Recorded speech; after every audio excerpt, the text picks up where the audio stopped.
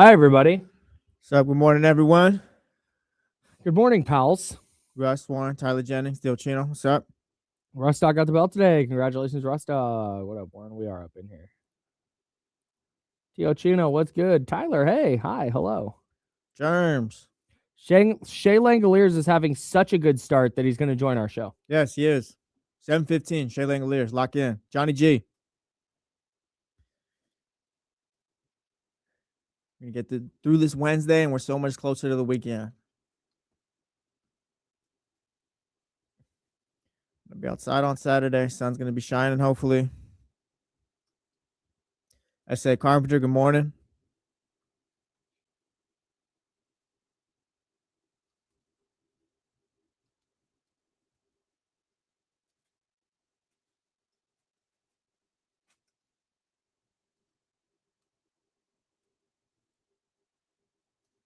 Gregory, shout out. What's up, Westside Kings fan? Good morning.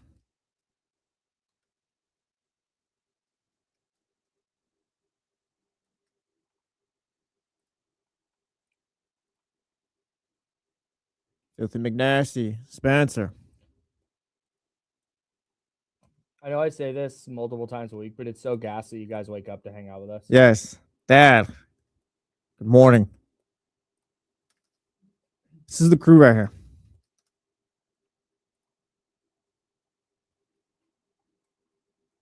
The jump squad, the jumpsters, jumpers sometimes, I guess.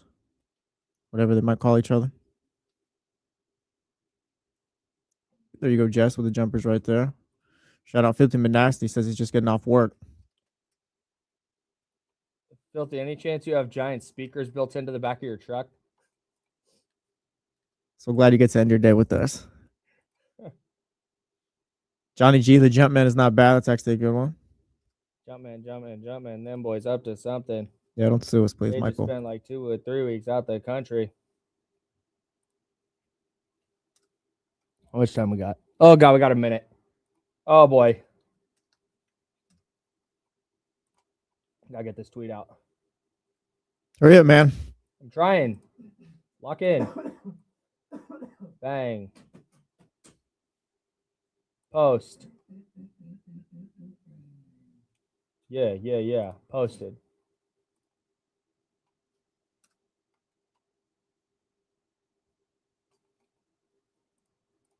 Jess, we were just talking about that. Kyle was dealing with someone on the freeway. I was like, hey, maybe their night is just ending right now.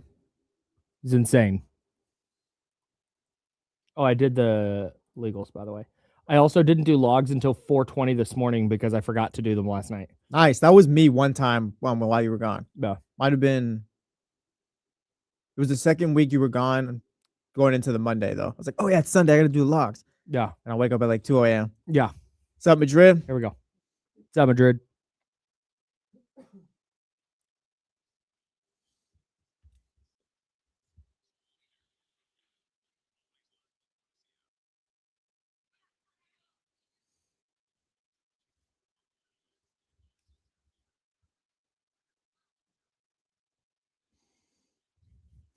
Hey, good morning. I'm Kyle Madson. That's Jesse Tapia. And it is the worst day of the year. Oh, okay. I was like, what did Wednesday do to you? But yeah, it's April 1st. We're going to get some funny business tweets and all that. All right, man. Here's the deal with April Fools. There will be none of that on this radio program. We're not doing any. We'll do bits like jokes, but we're not going to try and tell you something that's not real in the name of a joke. We're not going to be like, wow, hey, the Kings are going to change their uniform colors to green and gold. Like, we're not doing that. That's silly. We also get a company email every year about March 28th. That's like, hey, no April Fool's jokes on the radio. Yeah. So nothing you hear today will be. If you see news on the internet today, proceed with immense caution. Ooh, let's see. Days since Casey has been fooled by the internet. Drop 22. it to 0 right now. 22. Drop it to 0 Teddy, right now. I'm counting on you, pal. I said we get that number to 23. Kyle says we're going to 0. I'm counting on you today. Make sure that the account tweeting it is verified with the correct number of followers and all that jazz. make sure that like maybe multiple accounts tweet about it. Just be very diligent today on the internet because it's the worst day of the year. Jess in the chatty house earlier on. Shout out to everyone listening. 916-909-1320, Mojo's local tap and kitchen studio text line. Head over to the chatty house real quick. Jess says, every day has felt like April Fool's Day this year. Great point. It's been a wild year. Great point. Yeah. Just saying yesterday, reading the news is tough. But that's Jesse. I'm Kyle. This is The Jump. A little bit different show today because it's 7:15. Major League Baseball's home run leader, Shea Langeliers, from the victorious Sacramento Athletics, will be joining us at 7:15. He's going to join us early in the show. He's got a game to get ready for today, but he's kind enough to take time out of his day before the A's series finale out there in Atlanta to hop on our show. Dude's hitting the baseball like it's nobody's business. Hitting the hell out of the baseball. Willing to join the jump in the middle of this. Shout out to Shea. So it's really cool. So been going back and forth with the A's trying to get somebody on, and they're on the East Coast. Their schedule's weird. So it's been tough to try and find time to get somebody on. And it's totally understandable that there's no issues there. But I'm so thankful that they said, hey, would you like to have Shea Langeliers on your radio program? Because yes, he leads Major League Baseball in home runs right now. He hit another one last night in the A's first victory of the season. He hit 31 home runs last year. He is playing he's playing the best baseball of his career right You're now. very good at baseball. What are your thoughts? Yeah, you're hitting the hell out of the ball. Yeah. How do you do it? Like, what makes baseball easy? But no, I love having players like that on, obviously, because you want to have the best of the best on your program. But at the same time, baseball is such a superstitious sport that I don't want to ask the wrong question where it's like, hey, you have 4 home runs in 5 games. He's like, I'm not trying to think about it. Well, yeah, don't do that. Be like, yeah, this is the best you've ever played in your career and blah, blah, blah. No, you don't have to do all that. But yeah, hey. but I'm going to. Oh, okay. Like, I'm not just going going to not be the first and acknowledge last it. A's player we ever get. I'm not just going to not acknowledge it. Can you imagine if it's 2 today, though? And it's just like, oh, yeah, no, like I'm going to go on the jump every week now. People are going to be clamoring to come on. Exactly, yes. Need to get out of my slump. Just that little boost of energy. Jump. Yeah, man. So Shea Langeliers, he's going to join us at 7:15. Did you see, speaking of baseball real quick, and I think part of the reason that this stands out to me so much is because there's so much talk about the NFL using replacement refs. Yeah, I can't wait. The NFL is just fully ready to go down the path of the replacement ref. We're setting up rules for the replacement refs where that's going to help them. It can be.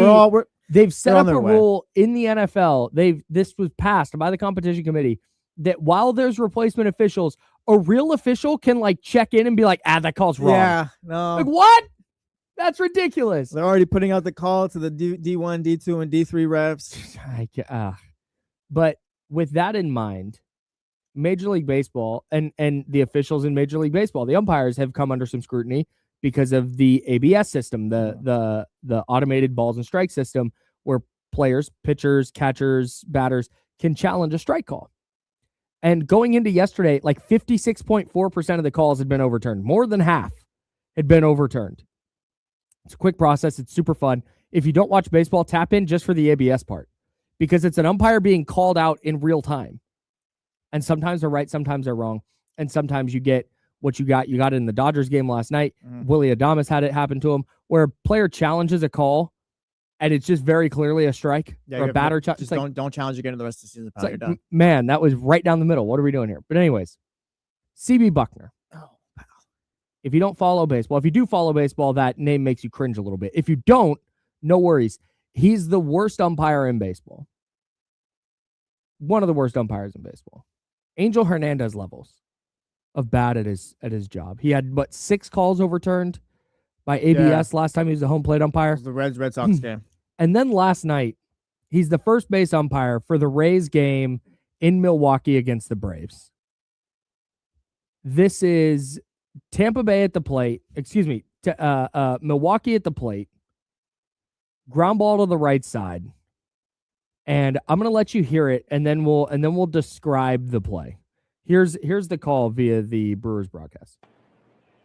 Bowers. Oh, into that with the glove of Williamson. Throws it first. It's wide. It's backed up by Fortes. That should be a base hit for Bowers. And never did make a move towards second base. So he's safe. Heck of an effort by Williamson at second. Bucknor did not touch first base and then was put out. So the call from CB Bucknor is that Jake Bowers missed first base.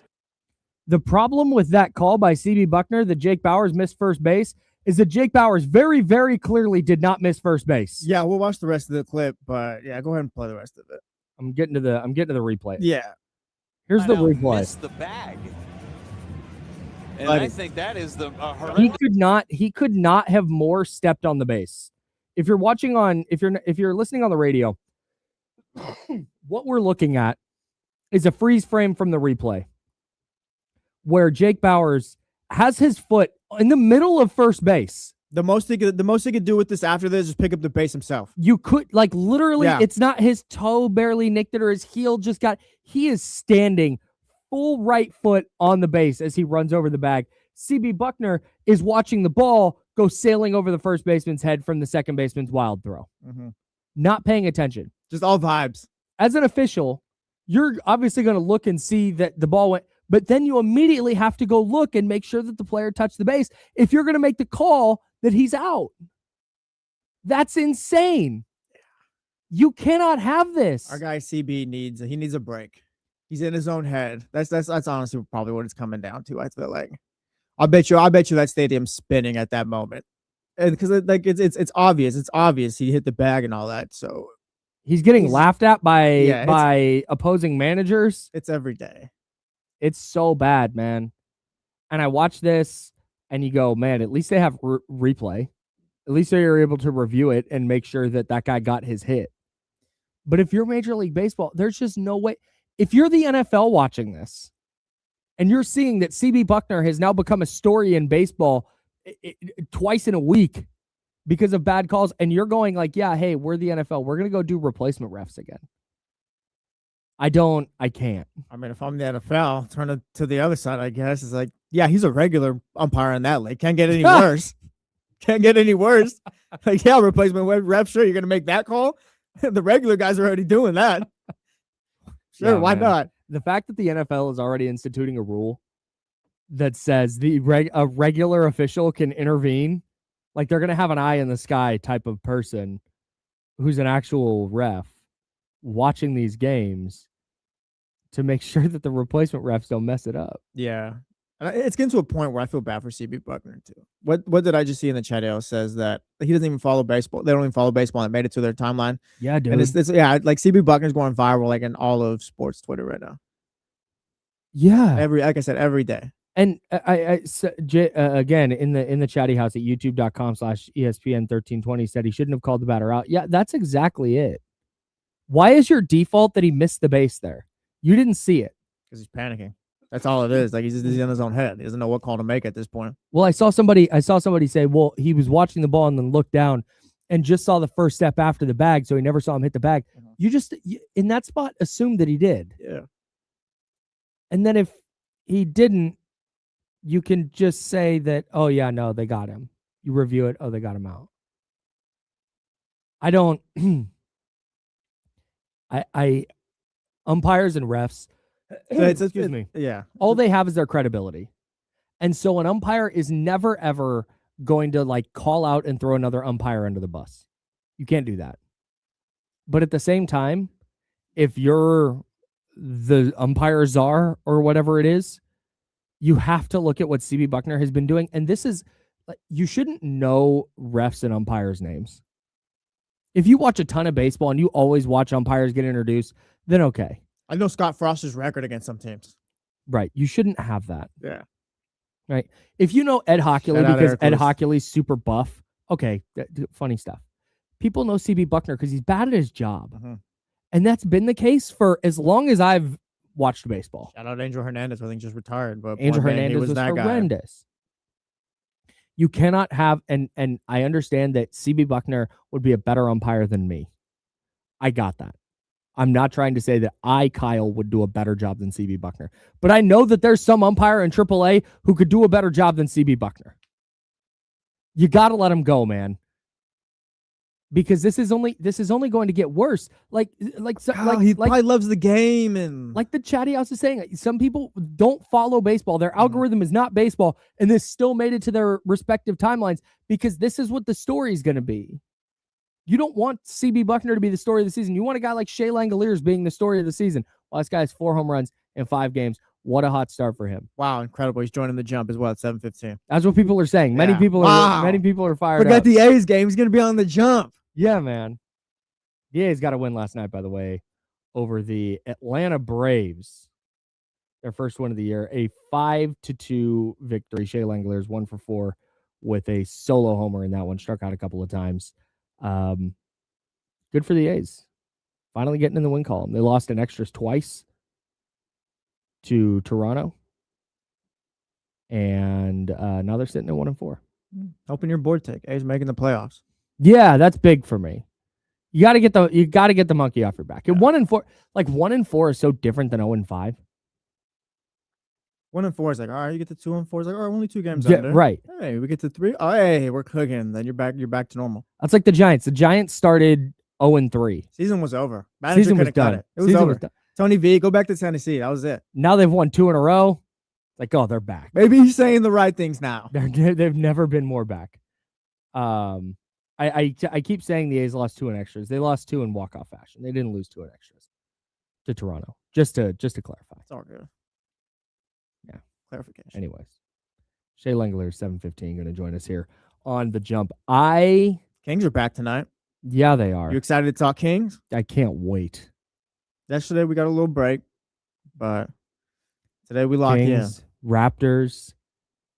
I think the Raptors are an interesting team because I think the Raptors are sort of the team the Kings wanted to be. In what way? Just in terms of like their play style, their tenacity. They're probably playing a little bit above their heads right now in terms of their record. Uh-huh. Like you look at their team, that's a team with some talent, but I don't think they were a team that people had circled to be a top 5 team in the East. Yeah, I don't think anyone's even given some thought to them potentially even winning a round in the playoffs. No. Yeah, like I think they got the Knicks right now, and if they move up a spot to 5, they got Cleveland. I think we're both taking the Knicks and Cleveland at that point. Yeah, they're just a good story this year. Yeah, no, they are. But the way they play the sport, and we saw it in the preseason. In fact, that was kind of a harbinger of things to come when they played the Kings in the preseason. It was the Kings' first preseason game, and Toronto just kind of smacked them, doing all the things that Doug Christie said the Kings wanted to do. They're defending full court. They were getting on the glass. They were playing good defense. And the Kings just didn't do any of that. And we wrote it off at first. It's like, it's the first preseason game. It's fine. And it turns out like, they're just not going to do those things. That's what Toronto always reminds me of. So, well. Oh, speaking of Toronto, I meant to bring this up. When I went to the gym the other day, as I was leaving, there were 2 kids sitting there talking to one of the guys working. And one of the kids was in the middle of saying, speaking of the Raptors, that Kawhi's championship with the Raptors doesn't count. What the? No, it's too early for this nonsense. That kid doesn't know what he's talking about. I was floored. Yeah. Golden State guy. Floored. If I'm the guy working the register, I'm kicking him out my gym. The guy working the register was looking at him like, what the hell? In what way does Kawhi's championship not count? Because Kevin Durant and Klay Thompson got hurt. And the series still almost went to 7. Yeah, we're not doing that. And ergo, championship doesn't count. We're not doing that. I don't understand where we strayed as sports fans. And we talk about this all the time. Like Kenny talked about this a lot before the season on D'Lo and KC. Like the goal of the sport is to win games. Mm-hmm. Like, yeah, you can talk long term, you can talk all that, but the goal of the sport is to win games. And speaking of winning games, that's exactly what the Athletics did last night. Yeah, thank you so much. That's exactly what the Athletics did last night. Shea Langeliers homered in that game. He's leading the majors in homers. Yeah, I don't know if you knew that. He's here on ESPN 1320. How's it going, man? Good. How are you guys? Doing great. I don't know if you know this. 4 homers in 5 games. I'm not an analytics guy, but that's pretty good. Off to a good start, yeah. Yeah, man. Is there kind of a collective sigh of relief in the clubhouse after getting your first win? 0-4 start. You lose a couple in walk-off fashion in Toronto, but you finally get the monkey off your back last night in Atlanta. How good does it feel to get that win? Yeah, it obviously feels really good to, get the first one. It was obviously a matter of when, not if. Still really early in the season. Obviously, can't say the first 4 games don't mean anything, but it's not a significant measure of the season. That's why we play 162 games. Is there any juice in the homer against the team that traded you previous? So you just kind of moved on and I'm an A's player and that's all it is? Yeah, I guess to this point in my career, I've actually been with the A's longer than I was with the Braves. So, but obviously, all the guys I still know over there, I love those guys, and yeah, I mean, at this point, it's just we're out there playing baseball. Shea Langeliers, A's catcher, joining us here on the Jump on ESPN 1320, Sacramento's sports leader. What was you had the best season of your career last year, but that was the case the year before that. What was this offseason any different for you coming off the best season of your career? Yeah, I actually took a little more time off this year. Not with weightlifting or working out and anything like that, but just baseball. I kind of took a little bit longer rest period and then kind of got back into it. But other than that, everything was pretty normal. What was the goal with that, taking that extra time off? Yeah, I mean, it's just just giving the body a break. Obviously, catching's pretty physically demanding. The second half I played felt like pretty much almost every day, whether it was catching, DH. So just wanted to, let the body fully heal, get ready to go, and then kind of attack that offseason, get ready for this year. With a team usually in the league, you got like a bunch of young players usually kind of develop and take your time. But you guys hit the hell out of the ball and you guys are all playing well. Is there higher expectations for you guys this season, even with the young players on that team?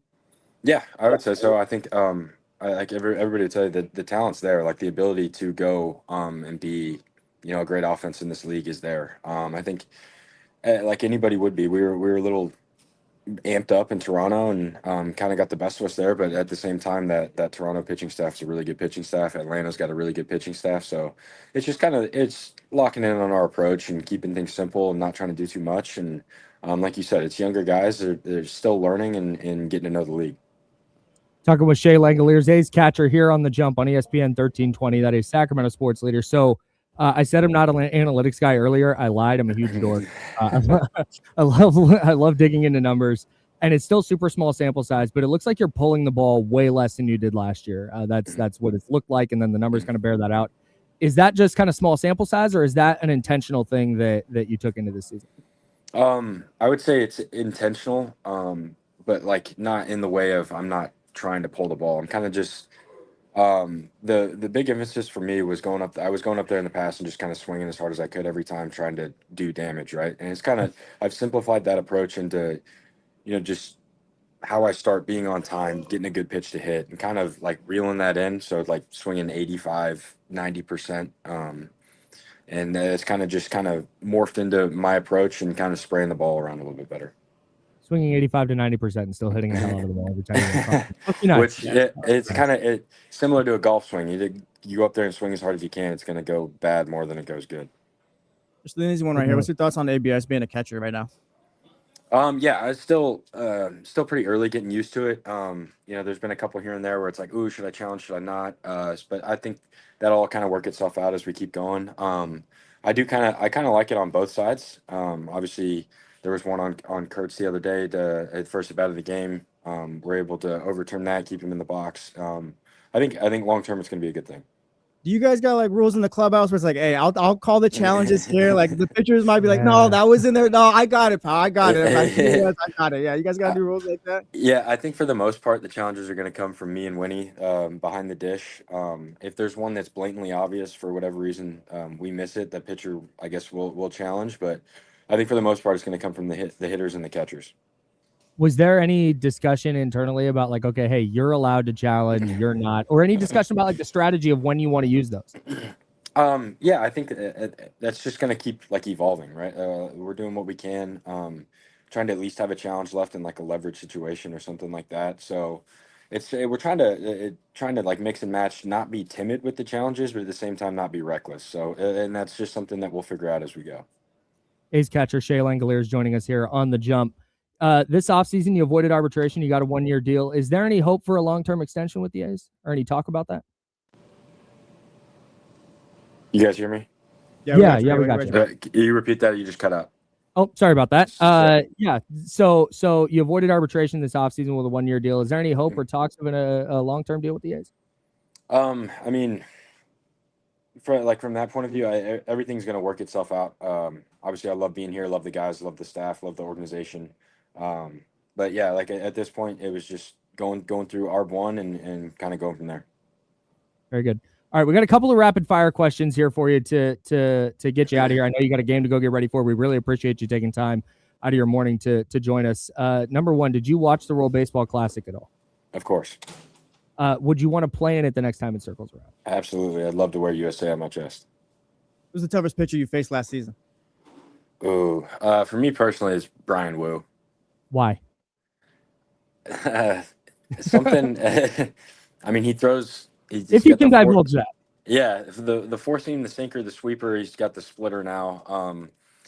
All those pitches are elite. I wasn't seeing him well before. I mean, I think every time I've seen him, they've always been elite, but I don't see him great. He throws 97, 98, so it's just kind of, you just tip your cap. I go up there and I try to battle.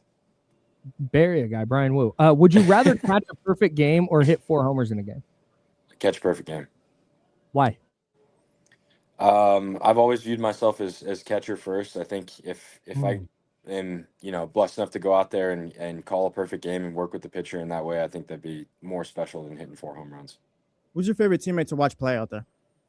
Favorite teammate to watch play? I mean, I got to go Nick Kurtz. Just what he did last year, what he's able to do. It's kind of just I've told people it's what a Hall of Famer looks like at 22 years old. It's just the things that he does is super special. He's struggling a little bit to start the year. Is there any point that you kind of step in and talk to him about that, or is it just you leave him alone and let him work through it? I think knowing Nick, the type of guy that he is, you just kind of leave him alone. You can't tell, like in the clubhouse, in the dugout, you can't tell if he's 0 for 4 or 4 for 4. He's the same guy. He's always having a good time. He's smiling. Great teammate. So, I mean, he's going to figure it out. Shea Langeliers, A's catcher. You guys haven't played here at home in Sacramento just yet. You open your home schedule on Friday against the Astros. What is your walk-up song this year, and how did you choose it? Yeah, I'm sticking with Ride With Me by Nelly. I've had that ever since I was in AAA. And it's just, I still vibe with that one, so I'm going to keep it. It's a great song. Shea, want to get you out of here. Really appreciate your time this morning, man. I know you got a game to go prepare for, so go get ready for that. And keep hitting the heck out of the ball, man. We really appreciate you. Appreciate it, Shea. Awesome. Thanks, guys. Thanks, man. Take care. Shea Langeliers, A's catcher, joining us here on The Jump. Major league leader in homers, Shea Langeliers. Big time. Yeah, man. Just he has one of those stances and one of those swings that it feels like every time he swings, it's going to go over the fence. Yeah. Yeah, man. He's fun to watch. A lot of fun guys to watch in that lineup. And the fact that they've started so slow offensively, to me, makes it feel like at some point you're going to see that breakout and they're going to have a stretch where they score like 8, 10, 12 runs every game across a 3 or 4 game stretch. Oh, he's going to hit 2 homers today. He's like, hey, what was that show name? The Jump? That was Jesse and Kyle? He's probably on YouTube watching right now. He's like, I got to lock in. We'll see you again soon, Shea. To these guys. I always hate asking a player like what pitcher gives you, because I don't want them to be like, yeah, this guy's slider kills me. I thought about jumping in after that. Like, yeah, who's the easiest pitcher you faced all year? He's like, oh, yeah. No, this guy's just throwing meatballs down the plate all season long. Like, who do you just rake against? Yeah, let's see, we play them June 23rd. Tab in for that game. A's Braves today at, what is it, 12:15? Yeah, they got a day game. We were talking about on D-Lo and KC yesterday. I believe the Giants were playing during that. A's game might be wrapping up. It can't be 12:15. 12:15 our time, that's not right. That's got to be 9:15, 10:15. Hold on, Carl. I'll pull it up right. Help me out. Help me out, because the schedule I'm looking at. Hold on. Is not 9:15. They're gonna play. They're gonna play in a couple hours. Less than a couple hours. Oh my God. Yeah, no. I figured it was 10 o'clock because it's 1 o'clock. Man, all right. Shout out to Shea. Yeah, brother's running out there to take batting practice right now. No, that's why those answers were a little quick, buddy. I gotta go. He's like, yeah, I could talk to him for a minute. Yeah, I gotta go catch a bullpen right now. I did think his answer was interesting, talking about he'd rather catch a perfect game than hit 4 home runs. Yeah, I think that's such a catcher ass yeah, because answer. you're calling the game and all that. Like, you're a big part of that as well. Yeah, man. But 4 homers has happened less times than a perfect game. It has, but a perfect game is still, fewer times. Perfect game still has like that. I hate using this word or whatever because it's always been on social media, but like that aura. It's just there's something about a It perfect does. game still. It does. Like if there's a perfect game going on, I will drop what I'm doing to watch it. Uh-huh. I have a weird thing. And you're such a massive part of that if you're a catcher. Yeah, you're the guy. That's why like catching multiple perfect games is crazy. I forget there's a catcher who did that, and I forget who it was. I'll look it up while you talk. Yeah, please. I am such a hater though. Like it's just kind of in my bones that even though I love baseball and I love baseball history, that when there's a perfect game going on, there's part of me that's like, I hope he gives up a hit. Well, yeah, you're tweeting, oh, there's a perfect game going on. There's a perfect game going on. Kind of ruin it. Like, yeah, But I get it. When I tap into him, kind of want to see the guy lose his perfect game. Ron Hasse is the only Major League catcher in Major League Baseball history to have caught 2 perfect games. He caught Len Barker's perfect game for Cleveland on May 15, 1981, and caught Dennis Martinez's perfect game for Montreal, the Expos. Shout out on July 28th, 1991. That's it. I knew it was in there. Of course. All right. The Kings are back tonight. Back. The NBA Hall of Fame class was not the Basketball Hall of Fame, not the NBA Hall of Fame. The Naismith National Basketball Hall of Fame class was announced. Jesse's got some gripes with that. And there was some big NBA news this week that is bad news for the Kings, but that means good news. I don't know. We'll tell you what It's it is. news. Coming up on The Jump. It's ESPN 1320, Sacramento Sports Leader. Did it again. Soren, yeah, you bring up this game, and I go back to the face he made after, I think it was Joe West called him safe. Also, What? the Armando Galarraga game where he missed out. Was Not Joe West? Not Joe West. It was oh my God. We've had him on the radio before. Mustachioed guy. Jim Joyce. Shout Joyce, out Soren. Yeah, Jim Joyce. Excuse me. You almost saw Kurt Schilling throw a perfect, or no, it was a no-hitter, I think. Against the A's? Yeah, against the A's. Yeah. I was following that on my flip phone in high school. Yeah, I had well, not Little League, but we'll call it Little League game later on that day. Stayed to watch it. Yeah, Shannon Stewart messed it up. You were at the game? Yeah, I was at the game. Damn. Come on, Kurt. And I feel like it was one of those games. I think the Red Sox won like 2-0. Mm-hmm. Because it was like Shannon Stewart hit a double, I think off the right center field wall, and he almost hit it out. But it went from you have a perfect game going against you to like, oh, you're one swing away from tying it. Yeah. I'm pretty sure the Red Sox won 2-0. What year was that? 07? Brett sounds right. Around there. I'll go look that up real quick. I was playing for the Angels that season. Was this the Shannon Stewart year? Boy, was it. Mike Piazza was also on that A's team. Shout out. Boston. Tuesday, June 5th. Boston won 2-0. Oh, no, that's Hideki. It's Hideki Matsui. Or Hideki Matsuyama. No, that's not right. Daisuke Matsuzama. For the Red Sox? Daisuke Matsuzaka. Matsuzaka. That's Shout it. out. Was dominant in MLB 2K. Do you remember? Were you old enough to remember the hype around his gyro ball? Yes. The Red Sox were like the first team because like I'm sorry, the Red Sox won that game 1-0. Okay, yeah. David Ortiz hit a first inning home run, and that was all the runs for the whole game. Hey, that's enough for me. David Ortiz hit a home run, and Kurt Schilling almost do a no hitter.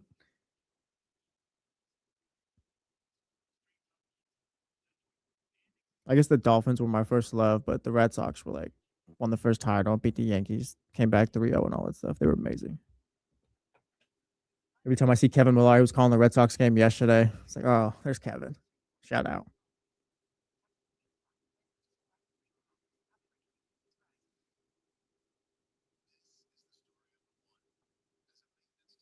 Charismatic was your problem. No, it wasn't. Watch the documentary.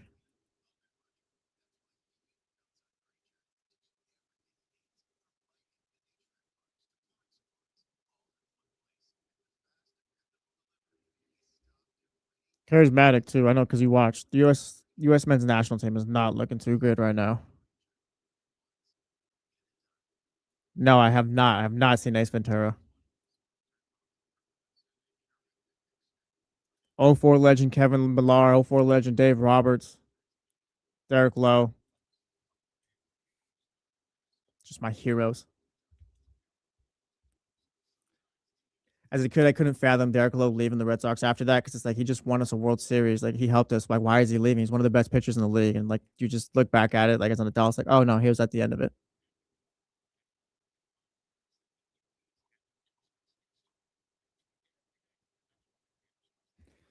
It has no top 100 players. Charismatic.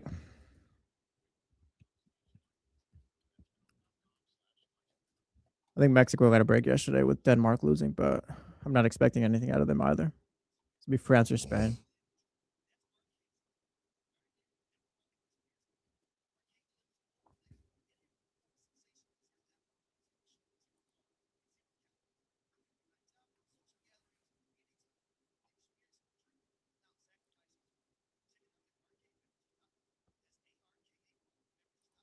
I think I will get Taste Ventura at one point too.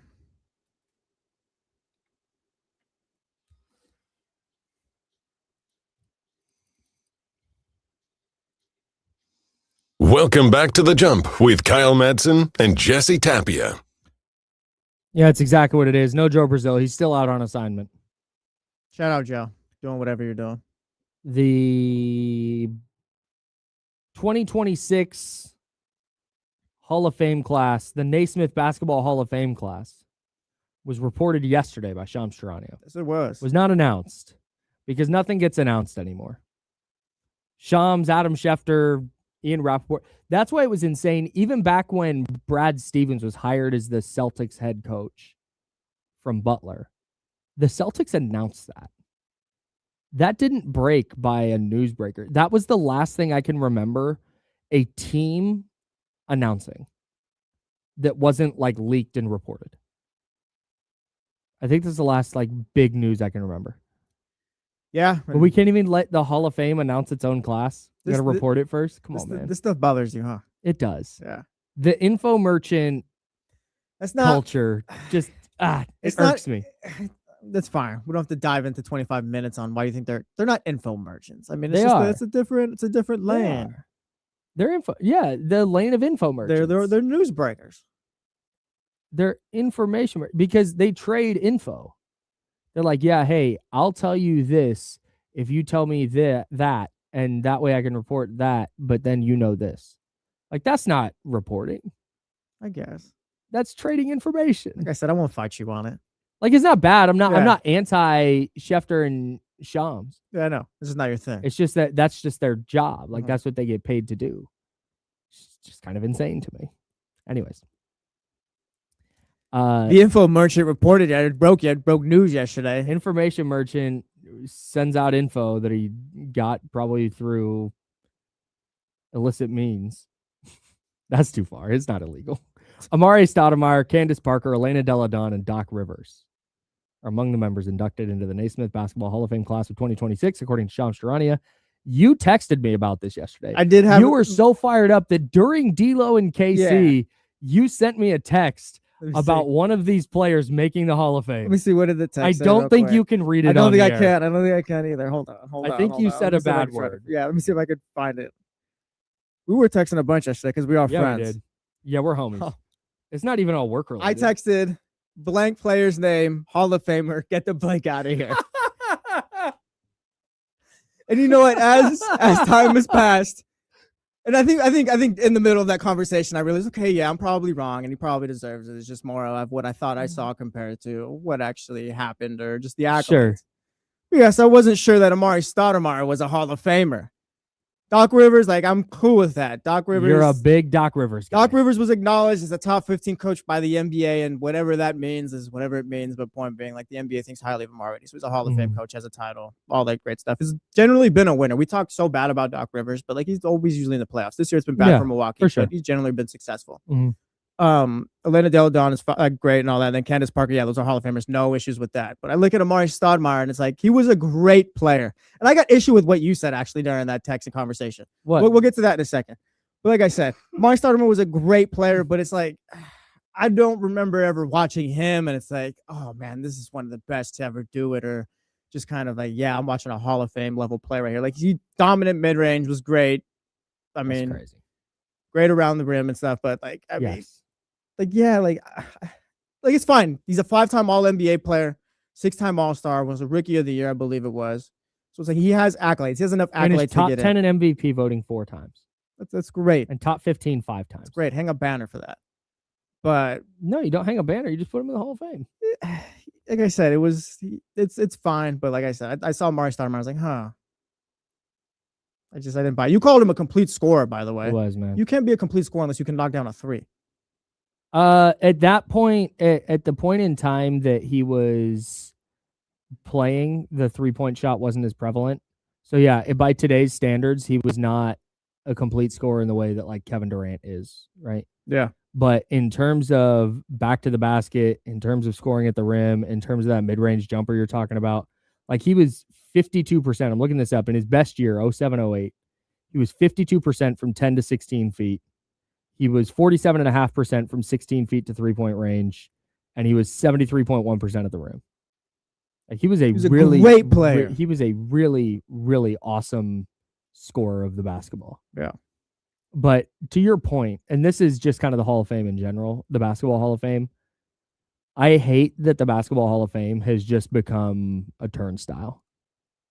Because to me, if you have at least 4 All-NBAs or just around there, 3 to 4 All-NBAs, some All-Star teams, like you're getting it. Right, you're going into the Hall of Fame. Mm-hmm.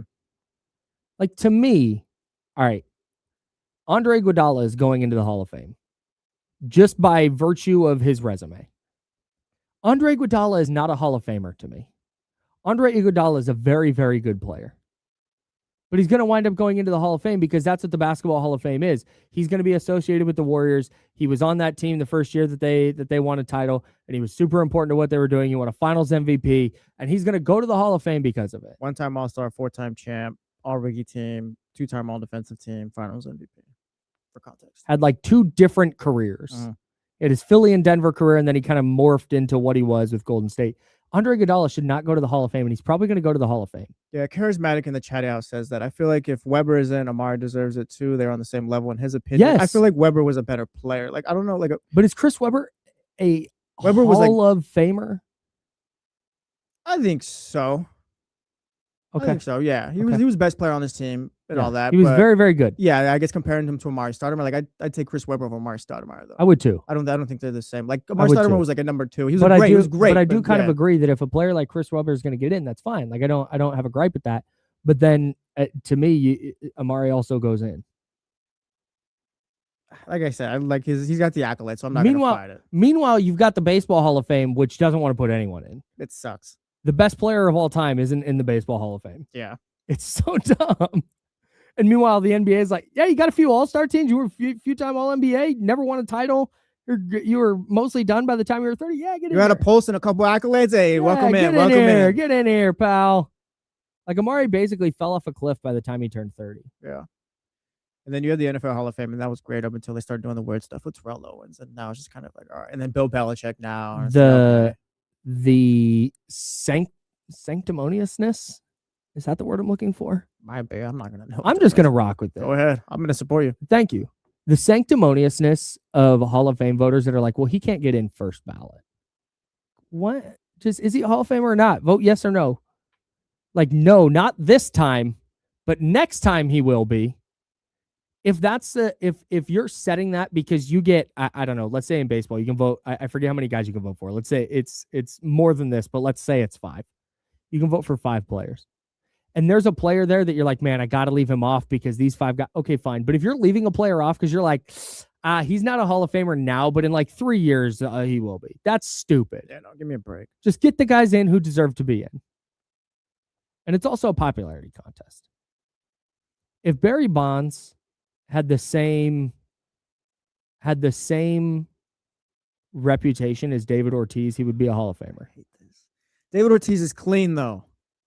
Sure, man. Yes. Sure, man. But no. I don't. I use David Ortiz not to say loves that Big Papi. Right. Yeah. I'm not to say David Ortiz shouldn't be in, but to say that if Barry Bonds had that same gravitas that Big Papi does, Like, he'd be in the Hall of Fame. Yeah, David Ortiz got some stories out there, but people love him. We forget that he just beat the hell out of a bullpen phone with a bat. Yeah, well, there's that. It's fine because he's a nice guy. I mean, like, look. I hate these processes. Amar'e Stoudmire should be in. Candace Parker 1,000%. Yeah. Elena Deladon 1,000%. Doc Rivers, sure. Like, they should all be. They should all be in because that's the standard of the Naismith Basketball Hall of Fame. I don't want to be a hater. Okay, did I send a you text? Do. It's because fun. I said don't be disrespectful, and then you said, I'm gonna quote here. Okay, go ahead. Disrespectful is my middle name. I did actually text. You said that. Yeah, I did. You said that. It's fine. It's fun to be a hater. I'm sorry. We go off from it. It is. Yeah. That's why I like watching a perfect game. I'm like, God, I hope he gives up a hit. Yeah. Well, I can be wrong. It's fine. We had a conversation about it. Amar'e Stoudmire, you can join the Hall of Fame. Congratulations. In a real version of the Hall of Fame, I have more questions about it. In a version of the Hall of Fame where it's like, Kyle, you get to pick. Okay, Amar'e's probably out. Chris Webber, you can be here. But Amar'e, you don't get to hang out. I think Chris Webber is a definite Hall of Famer. Yeah, I think I agree. Yeah. See, you doing the thing. I think we need to get to what I know. Okay, fine. Chris Webber's a Hall of Famer. There we go. He revolutionized his position. He was in the league forever. Had an incredible peak. I mean, should have won a title. He was a better player, and like he led a team. He's a way better player than Amar'e Stoudmire. But you like 5-time All-Star, 5-time All-NBA. Amar'e Stoudmire, I think, was like 6-time All-Star, 5-time All-NBA. So it's like, okay, fine. What do you say? Sure, go ahead. Yeah, man. Shout out to the Basketball Hall of Fame class of 2026. There was some big NBA news yesterday. I don't know if you saw this. Oh, and by the way, Nick Wagoner from ESPN is going to join us at 8:30. He covers the 49ers for ESPN. He was down at the NFL owners meetings, and he's going to go over his takeaways from the owners meetings. There's a ton of Niners news that came out of that. I don't know if we covered all of it. I think we did. Everyone's just talking real quick before we talk about the NBA news. Did you see Jay Glazer's video yesterday? Jay Glazer posted a video. They're at their owners meetings right now, or whatever you want to call it. Was it coaches now? Symposium? Whatever it is. The coaches are all together, sitting at tables by the pool, and it's just like, yeah, Jay Glazer's got a video, and there's Sean Payton. They're all just talking. Jay Glazer's like, yeah, here with all the boys, blah, blah, blah. And it's just, I guess the life of an insider and creating those relationships always just kind of, I don't know what the right word is, but it's wild to me. Like, it's off-putting. It's just, yeah, he's there with the boys, and it's just, I don't know, just that little brotherhood or whatever you want to call it. The info merchants. Oh, okay, yeah, maybe. Welcome to the team, dog. Yeah, just dude, the Jay Glazer thing's weird though, because I wonder how many reporters could do that with those coaches and all that. Dude, and this is not anti-Jay Glazer. It's not. Jay Glazer always reports facts, and he's never wrong. He is not always first, but he's never wrong. I tune into the Fox pregame show just to hear what Jay Glazer has to say, because when Jay Glazer is like, "Yeah, this guy's gonna give it a go," like that guy's giving it a go. Yeah. Like, or this guy's not playing. Cool, because Jay Glazer like works out with these guys. Exactly. Yeah, he's friends with them. Yeah. He's like, so I was lifting with Myles Garrett last night, and he told me this and this. Like, all right. He's got the phones. Like, yeah, there's Sean Payton, and then he's all, oh yeah, there's what is it? Mark Hunt. I think the Smashing Machine movie's about. So, sure. Yeah, there's Mark Hunt or whatever. Blah blah blah. And it's just like these random people hanging out. It's not random. Like there's a movie made about. Yeah, this. right. Like, yeah. in the spotlight, but it's just like Jay Glazer's just living life, I guess. And he's just finding stuff out. And I don't even know if I have an issue with it. It's more so I've never really seen that before. It's just out in the open. Like here's a video. Just yeah. Yeah, like, he's very unabashed about it. Yeah. Yeah, man. But we're also seeing like Adam Schefter when Mike Florio went at him for the Carnell Tate 40. Do you remember that? Carnell Tate ran his 40, and there was like this time, and it was like in the 4.5s, whatever it was. And Adam Schefter's like, this was the official time, but several teams said they had him between 4.37 and 4.42. And Florio basically wrote a thing that was like, yeah, this is a joke because Schefter is just doing lip service for an agent. And then Schefter responded with a bunch of screenshots of text messages that he sent to different teams who sent back the times they had for Carnell Tate. And that was another, like in Jay Glazer's video where it's him hanging out with all these guys. That's another one of Adam Schefter just very blatantly pulling back the curtain and be like, look, I directly asked these guys these questions. Yeah. That's kind of wild. The info merchants letting us in on their world. We love to see it. It was Mark Kerr, by the way, not Mark Hunt. The movie. The Mark Smashing Hunt Machine. is he's a UFC fighter. Yeah, he's an MMA fighter as well. Yeah. Yeah. I think it was against him and Sebastian Struve. I think is one of my favorite fights of all time because Hunt is this like stocky guy and Sebastian Struve is like 6'7". Sebastian Struve. It doesn't matter. Anyways, we're not talking about yeah, no, that's the last time we'll ever do that. That's the last time we'll ever talk MMA on this show. That's Jesse. I'm Kyle. Yeah. This is The Jump on ESPN 1320 Sacramento Sports Leader. We're hanging out with you till 9. Nick Wagoner from ESPN, who covers the 49ers. He's going to join us at 8:30. Got some news yesterday that is, I can't tell if this is good or bad news for the Kings. Let's find out. It looks like Steph Curry is going to return during the regular season. This is great news. It's great news. Great news. Because what this means is that barring a setback with his knee injury that has kept him out for the past 27 games or whatever it is, barring a setback, he will be back on the floor in time to play the Kings in the 2 games that the Kings play against Golden State. Yeah, 2 of the Kings' final 3. Yes, or against, I believe it is. Against the Warriors. Steph Curry will be on the court for that. And the Warriors, not a formidable lineup without Steph Curry. Obviously, you drop Steph Curry onto the floor. They're not a formidable team without Steph Curry. Yeah, correct. And so with Steph on the floor, it just kind of changes the dynamic of that team. And all of a sudden, these games that I texted Kenny this when he and D'Lo were talking about it the other day. I was like, the Kings are getting at least 1 against Golden State. That is not like Guy Santos, their best player right now. And he's been playing great. Kristaps Porzingis has been great. But how often is he going to play? Like, he'll probably sit one of those games. Yeah. Brandon Podziemski is off and on. Like, that just, and then it's just some guys. I think the Kings will definitely see Steph once. You got it April 7th, and then after that, the Warriors got the Lakers April 9th and the Kings April 10th. I wonder if they kind of manage him and have him sit one of those back-to-backs and get him ready for the play-in. But yeah, the Kings will definitely see him once. And it's great for the Kings because at this point, losses don't hurt. Like, this is okay. So this is the part of the season, and this is where I think I arrived the other day after the Kings lost to the Nets.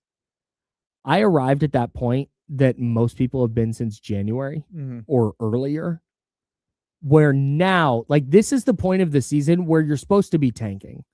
This is the point of the season to me where it's acceptable to be like, all right, man, we have 6 games left. We're pulling the plug on this thing. Yeah. The egregiousness was the fact that you had Utah and Brooklyn and Washington doing this in January. Like, that's what's egregious about this. And that's why it was hard for me to have qualms with the Kings being like, yeah, hey, we're going to try and win. Because why wouldn't you? You're a professional sports team. Right. And it's February 22nd. Like, yeah, of course we're going to try and win. Yeah, still a lot of games left. So people need jobs. So on April 1, man, this is the point. And maybe I got there on March 29th when they lost to Brooklyn. But at this point, we're past you're trying to get something to build on. You're trying to get momentum. You're trying to develop. Like, no.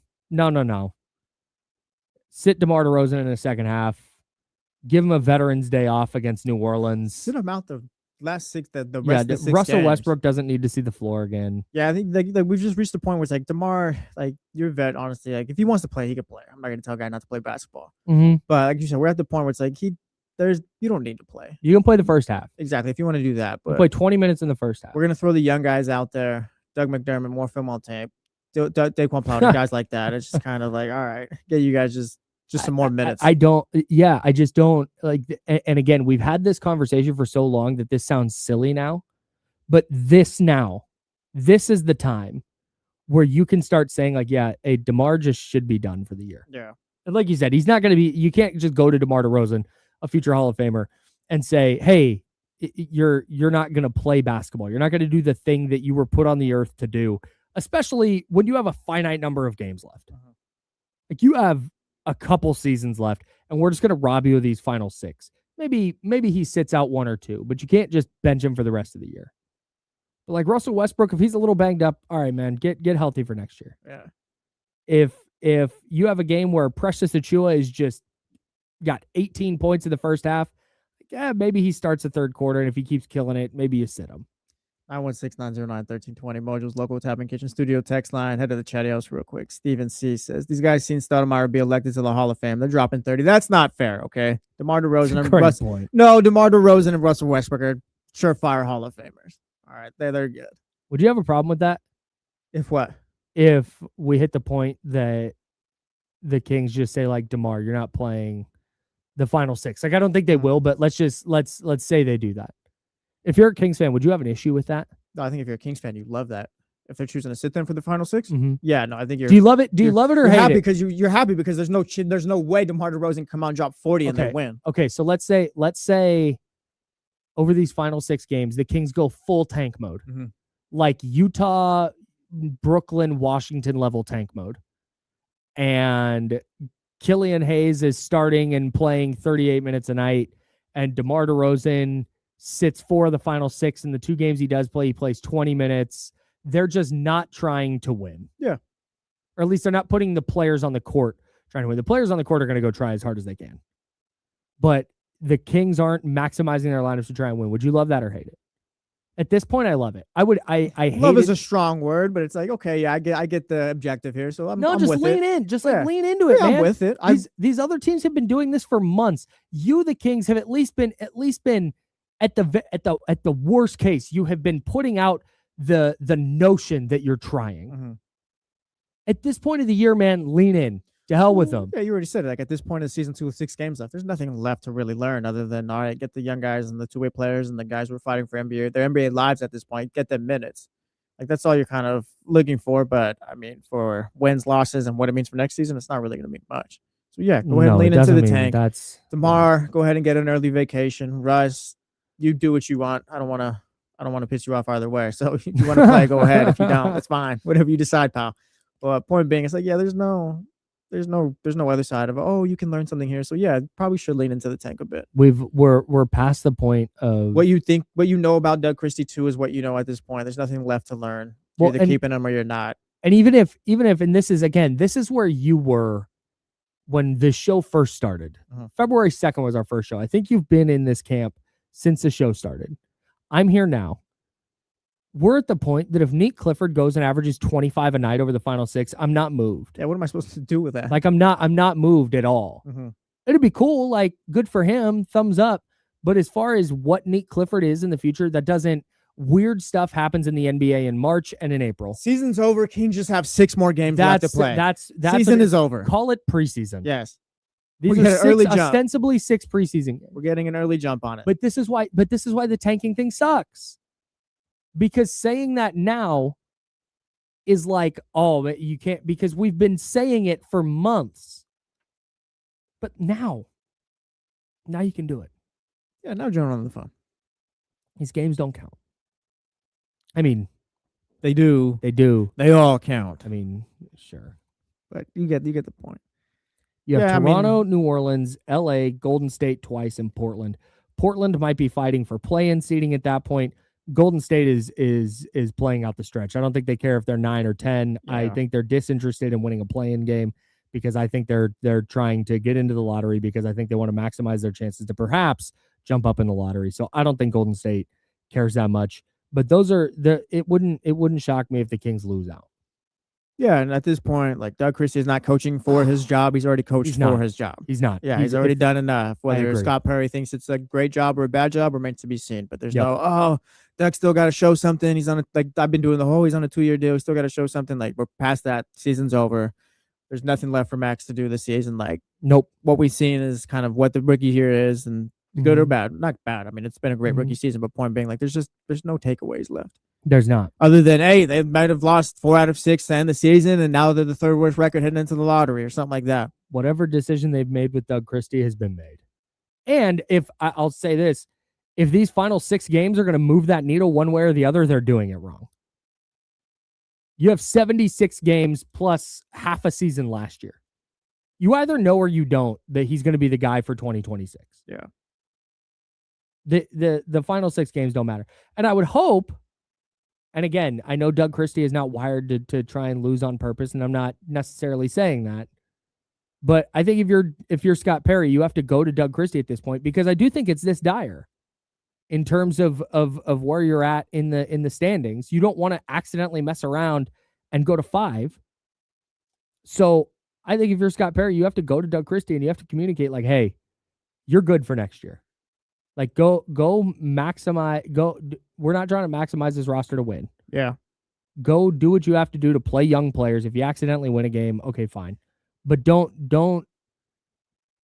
feel the need to play DeMar DeRozan 38 minutes in the name of winning games because your job's on the line. It's not. Eric Branson brings up a good point here, and it kind of ties in what you said about playing him in the first half. Says DeMar's going to want to play in Toronto tonight, move up the all-time scoring list, but that should be his last game. Don't disagree with her. Maybe because he's got 26,660 points. He's 18th all-time. Dominique Wilkins is 17th. He's got 26,668 points. So maybe DeMar DeRozan creeps up, moves past Dominique, and you pull him after that or something. But how many does he need? He's 8 points. He's 8 points to move up to 17th all-time in scoring. Oh, DeRozan. I was looking at Russell Westbrook. No, yeah, DeRozan. Excuse me if I didn't say that. Cool. Get your 9 points. How many does he need? He needs 51 to pass Oscar Robertson. Cool. He gets 2 more games. Get your 51 points and get out of here. Could be 2 more wins. You play 3 games to get your 51 points and then get out of here. Average, what would that be? 17 a night? I think about it. You get to 17 points, you're coming out. As soon as you hit 17, he's out. Get him out. Daquan, you're in. That's fine. That's fine. You know what? Pass Oscar Robertson. Get to number 16 all the time. Aaron Mick, they're in. I asked if it's a home game. They're in Toronto today. Play at 5:00. Yeah, in Toronto today, and then at home against the Pelicans on Friday. Right? Yeah. Yes. Which right. We gave tickets away to. We did. All right. Second hour coming up. ESPN had an early look at free agency that I thought was pretty interesting that I would like to get into because we could see some big names, one specific big name on the move this offseason. And I would like to talk about that. Plus, we got to talk some Niners with Nick Wagoner. He was down at the NFL owners meetings. We'll have takeaways from owners meetings with ESPN's Nick Wagoner coming up at 8:30. Plenty to get into in the second hour here on The Jump with Kyle Madson and Jesse Tapia. It's ESPN 1320, Sacramento Sports Leader. Clear.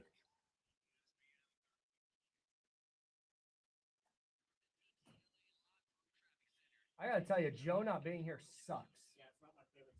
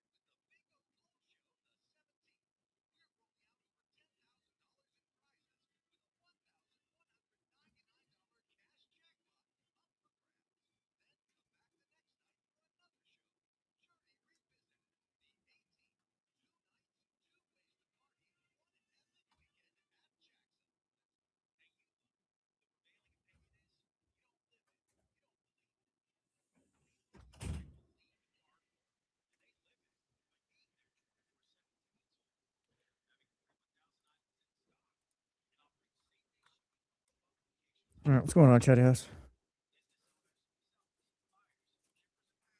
Hell yeah.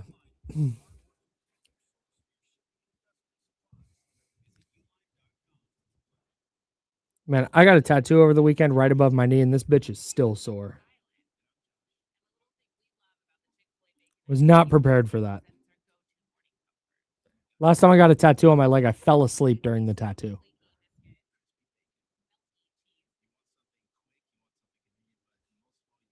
Still never gotten a tattoo.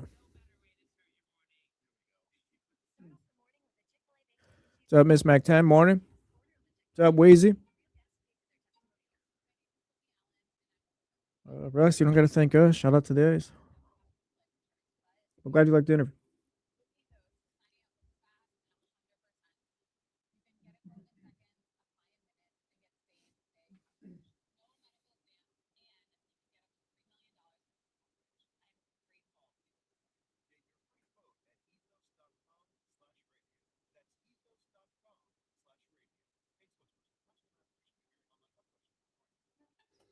Keeps it G. Probably. I mean, their best wide receiver right now is Malik Washington. Devon Achan's the top 3 running back, but everywhere else is kind of bare. So, yeah, I'm not expecting a good year or anything like that. We'll see how well they draft, though. But like I said, no expectations. Zabo, sorry, you're gonna go 8-9, and probably being Todd Bowles back. You guys will fight for the division, and it'll just be the same thing as always. But you guys will be better than us. This is a good point. The Jets suck. Aaron Glenn said that Geno Smith is going to lead them to the promised land, wherever that might be. Someone put up a photo that said the promised land, and it was Arch Manning holding up a Jets jersey. Here we go. Coming back.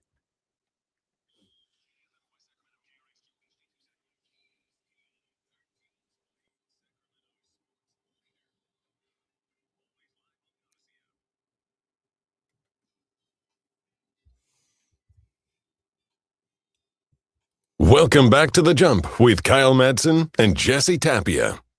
I'm Kyle. That's Jesse. Shout out Stephen A. Smith and Chris Mad Dog Russo.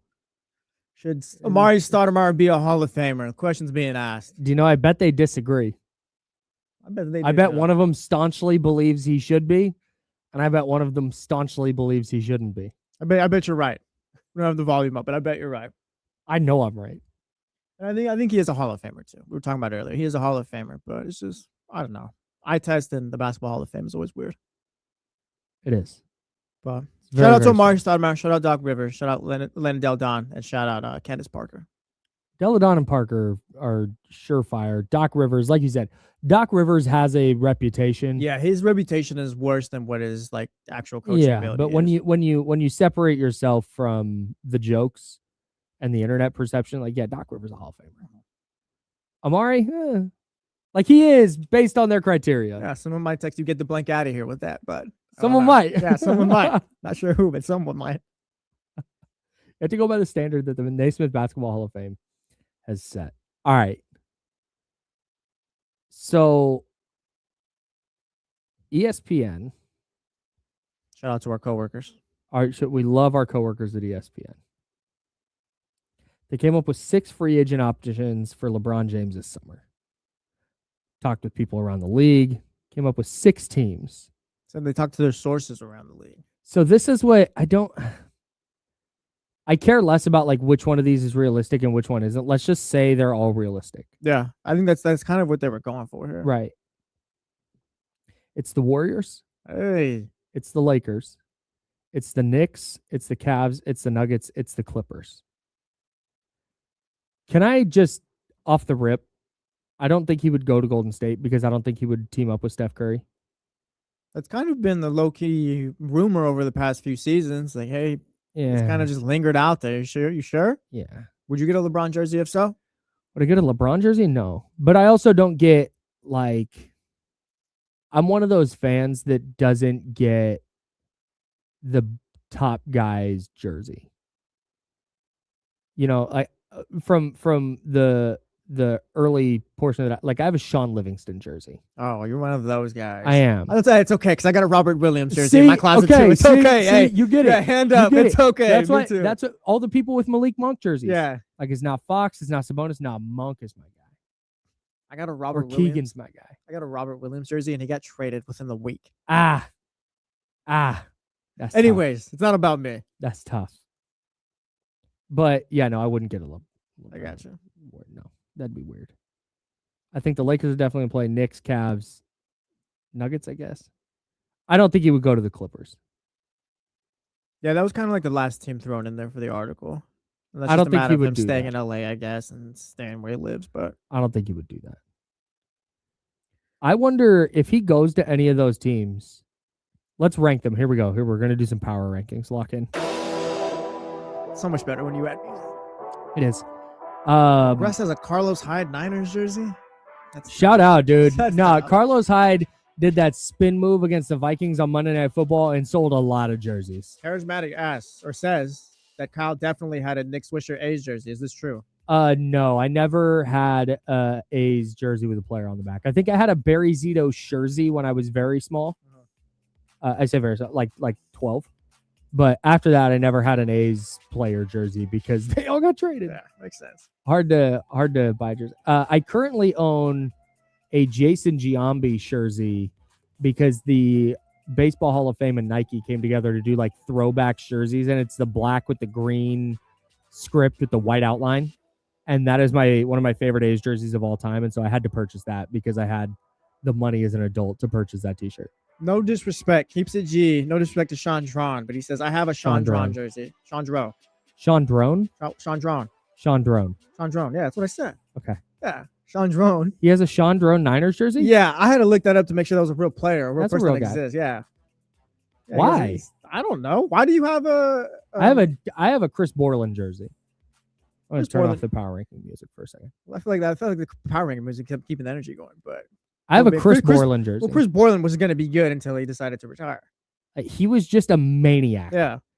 I got the jersey, and within a week of getting the jersey, I'm at the gym. I'm working out. This is when I lived in Arizona. I'm at the gym. I'm working out, and I check my Twitter, and a bunch of people are like, "Oh no, like someone check on Kyle," and I'm like, "What the heck happened?" It was Chris Borland retired. Yeah. Shout out to my guy though. Salute to him, man. Shout out Chris Borland. Yeah, he said head injuries are bad. I don't want to be a part of this anymore. Jalen's got the Amar'e Caspi jersey hanging in the closet. Amar'e Caspi's a great Kings jersey to own. Filthy McNasty says he has the Davion Mitchell jersey. Oh, Shout That's out to tough. those of us that bought into young players on our teams and like, oh yeah, they're going to be here for a while. We bought their jersey. I'm going to France this summer. Should I buy a Maxime Reynaud jersey to wear in France? If you Is that kind of whack? Yeah, it feels a little try hard. Is I don't it? know. I don't know. Not a Maxime not Reynaud even- Kings jersey. Yeah, you're not even like a Kings fan though. It's just maybe you're just paying your respect to France. Maxime Reynaud. Yeah, I guess. I mean, if you want, I got love for the Kings. I don't hate the Kings. I don't hate the Kings either. I'd wear a Maxime Reynaud jersey. Keeps a G says yes. 4 exclamation marks. Might be 5. It's tough to tell. Russ Is Dog that says to wearing yes. the Maxime Reynaud jersey? Yeah. Stephen Brown says do it. All right. Filthy McNasty says do it as well. Hit us on the Mojo's local tap and kitchen text line 916-909-1320. I'm going to France this summer. Should I wear a Maxime Reynaud jersey? Maybe I'm in the minority. Should I just go Maxime Reynaud, Victor Wembanyama, Boris Diaw, Tony Parker. Nick Batum, Tony Parker? That's a good one. Yeah. Gershon Yabusele. Oh, shout out to the Dancing Bear. That's his nickname. Should I just rock all of them? just strictly wear French NBA player jerseys Yeah. when I'm in France? Hey, who's this guy? they're gonna think you're another celebrity again. Oh, I'm gonna get profile. again. Yeah. Great. Dude's No, I got don't wanna jerseys. do He's all got that. jerseys and tattoos. All right. Now we're back. Maxime Reynaud. If Maxime Reynaud goes to one of these teams, Power ranking which French jerseys Kyle should wear while he's in France. Lock in at number 1. Maxime Reynaud. Yeah. Now, if LeBron James were to go to one of these teams, Warriors, Lakers, Knicks, Cavs, Nuggets, Clippers, whose title odds does he affect the most? I think the Knicks. I think the Knicks. They're kind of I think I agree. yeah, they're the most ready-built team right now. Who knows what it's looking like this season? I saw a clip yesterday. I think there was a couple huddles where Karl Anthony Towns was kind of sitting off to the side by himself, where the Knicks were like kind of together going over plays and things like that. So Great. I'm not sure what the vibes are looking like in New York, but point being, I mean, yeah, if it doesn't work out, you can add LeBron James to that team, and I think they'd have the best title odds out of these teams here. Having another player who could handle the basketball and pass, And like I think that and score, a person who's not Jalen Brunson who can create, I think that'd be a really big deal. LeBron at MSG2 would be must watch every single game. Oh, it'd be a story all season long. The aura it'd be incredible. perfect. That's honestly, if he's gonna go somewhere. We'll talk about LeBron this team James coming finishes his career by bringing a title to the New York Knicks. I don't know about all that, but I would love to see him play for the Knicks in his final year. Just give me the stories and all the drama and everything that comes with it. It's nuts that he's 41 and we're still like, hey, who's title odds? What do you think? All right, so the Knicks are number one on this list. The Knicks are number one on this list, and I rock with that. Who's number two? I guess number two. No, there's a definite number two for me. There's a definite number two for me. Okay, let me go with the Denver Nuggets. Then. Yeah, that's the definite number two for me. I was gonna go Cleveland next, but I think Jokic and LeBron playing together would be absurd. And you got Jamal Murray there. Like you'd get so many open looks. I think you'd have to change your roster up a little bit. I think you'd have to add a little bit more shooting, more consistent shooting. Yeah. But that would be hellacious. Would also be the most boring team you could go to though. Like LeBron in Denver for the last year, like that's gonna suck. We're just out on the Nuggets. Yeah, like just emotionless basketball. Jokic is kind of blank face, throwing the basketball everywhere. LeBron, like, yeah, I like it'd be a great team, but I don't want to see it. I don't want to waste LeBron's final year in Denver. Knicks 1, Nuggets 2. Who's 3? Cleveland, and Cleveland is kind of like that's probably where he's gonna go. I think so too. If he doesn't stay in LA, it feels like he would go back to Cleveland. That's hella boring. Why is it boring? He already did the Cleveland thing. The Cleveland, this is free. We already did all that. He already went back, saved them. We don't need to. I don't. Yeah, but now he could be the guy. It's just in his final years, get them over the hump. He's not going to get them over the hump. They're not. Not? No. Wow. LeBron James on the Cleveland Cavaliers is not winning a title. I'm sorry. You can write that on the board right now if you want. Point being is like, yeah, like I don't want to see that. It would be a sob story all year. It's like, oh yeah, this is so nice. Blah blah blah. I'm cool off of it. Like you can put them third. They'd be a fine team, but. I'm all right. I might even put the Lakers third if we're talking about, I guess, winning. That's a good point. You got Luka Doncic there at least, and I think. But he's not going back to LA. I think. The Lakers are playing good basketball right now, but I don't think him going back to the Lakers makes them title contenders. That's fine, and they can be. What is it? The fourth team. The Lakers are fourth. The Lakers are fourth. Clippers are fifth, and then we got the Warriors at sixth. Yeah. Warriors and Knicks would be the best stories. Would the Warriors be a great story? Yes, because it's LeBron and Steph. Oh, rivals coming together to play. And I think people would hate it. Their final twilight years or whatever. People would hate it. Would they? Yeah. I don't think so. People in this city would hate it. Oh, yeah, in this city, yeah. Yeah, they'd hate it here, no doubt. They might hate it if he came here. I think people, but I don't know, man. Can you imagine LeBron James coming to the Sacramento Kings? Oh, he's going to take all the minutes from AJ DeBoss. This is stupid. Like, yeah, they hated if LeBron came to Sacramento, too.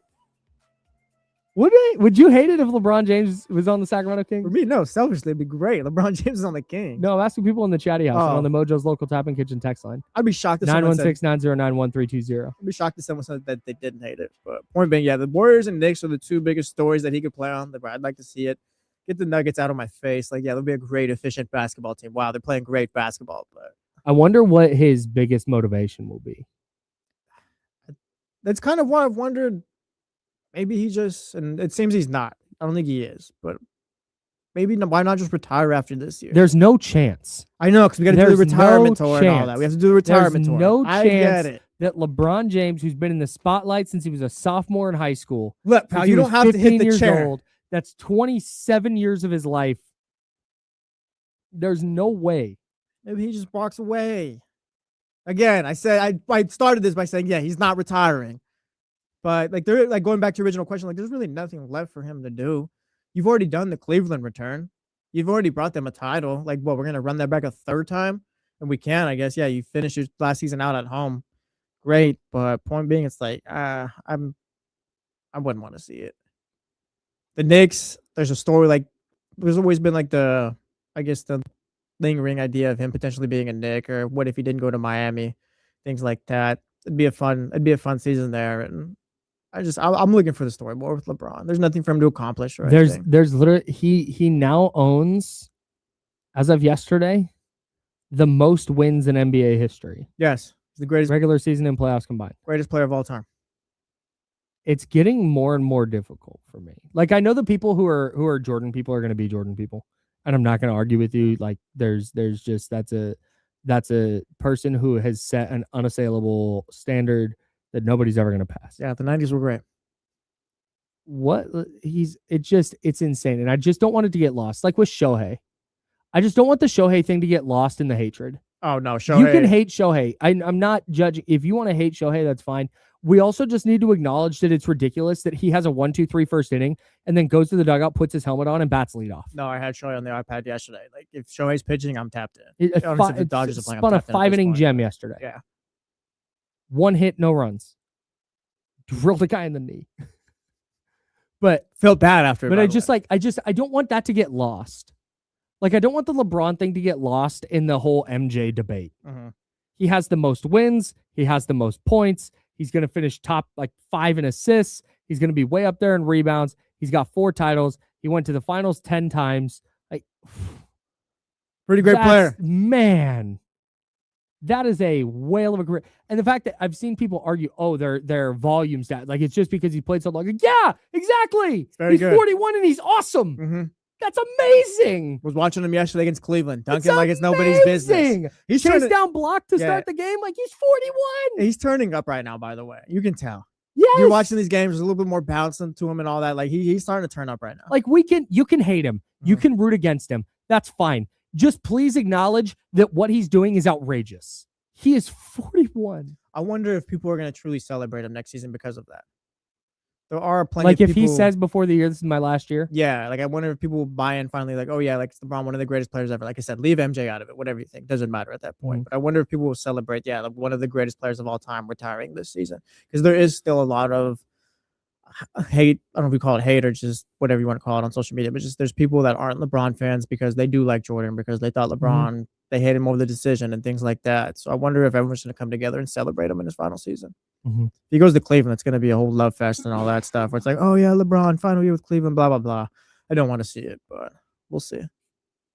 The 916 on the Maxime Reynaud jersey, wearing one in France. They said, yes, do it. I think you got to now. You weigh in on the Mojo's local tap and kitchen text line. I got to do it. All right, I'll tap in. I'll see which jersey should I get. I'm going to get the city edition from this year. Which one is that one? It's the purple one. I like the black one.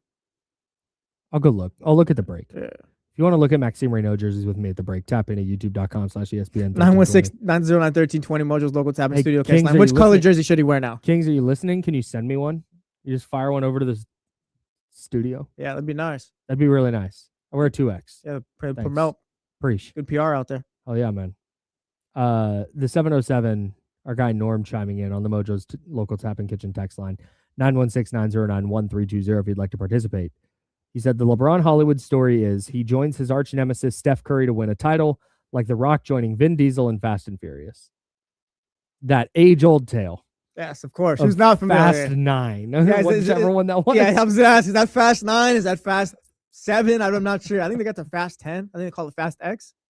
I think I stopped watching. I think Fast 7 was the last one I watched. Why do you guys keep buying tickets to those movies? Not you, but people in general. Brother, there's money to be made. Them? It's just cars and stuff blowing up. Exactly.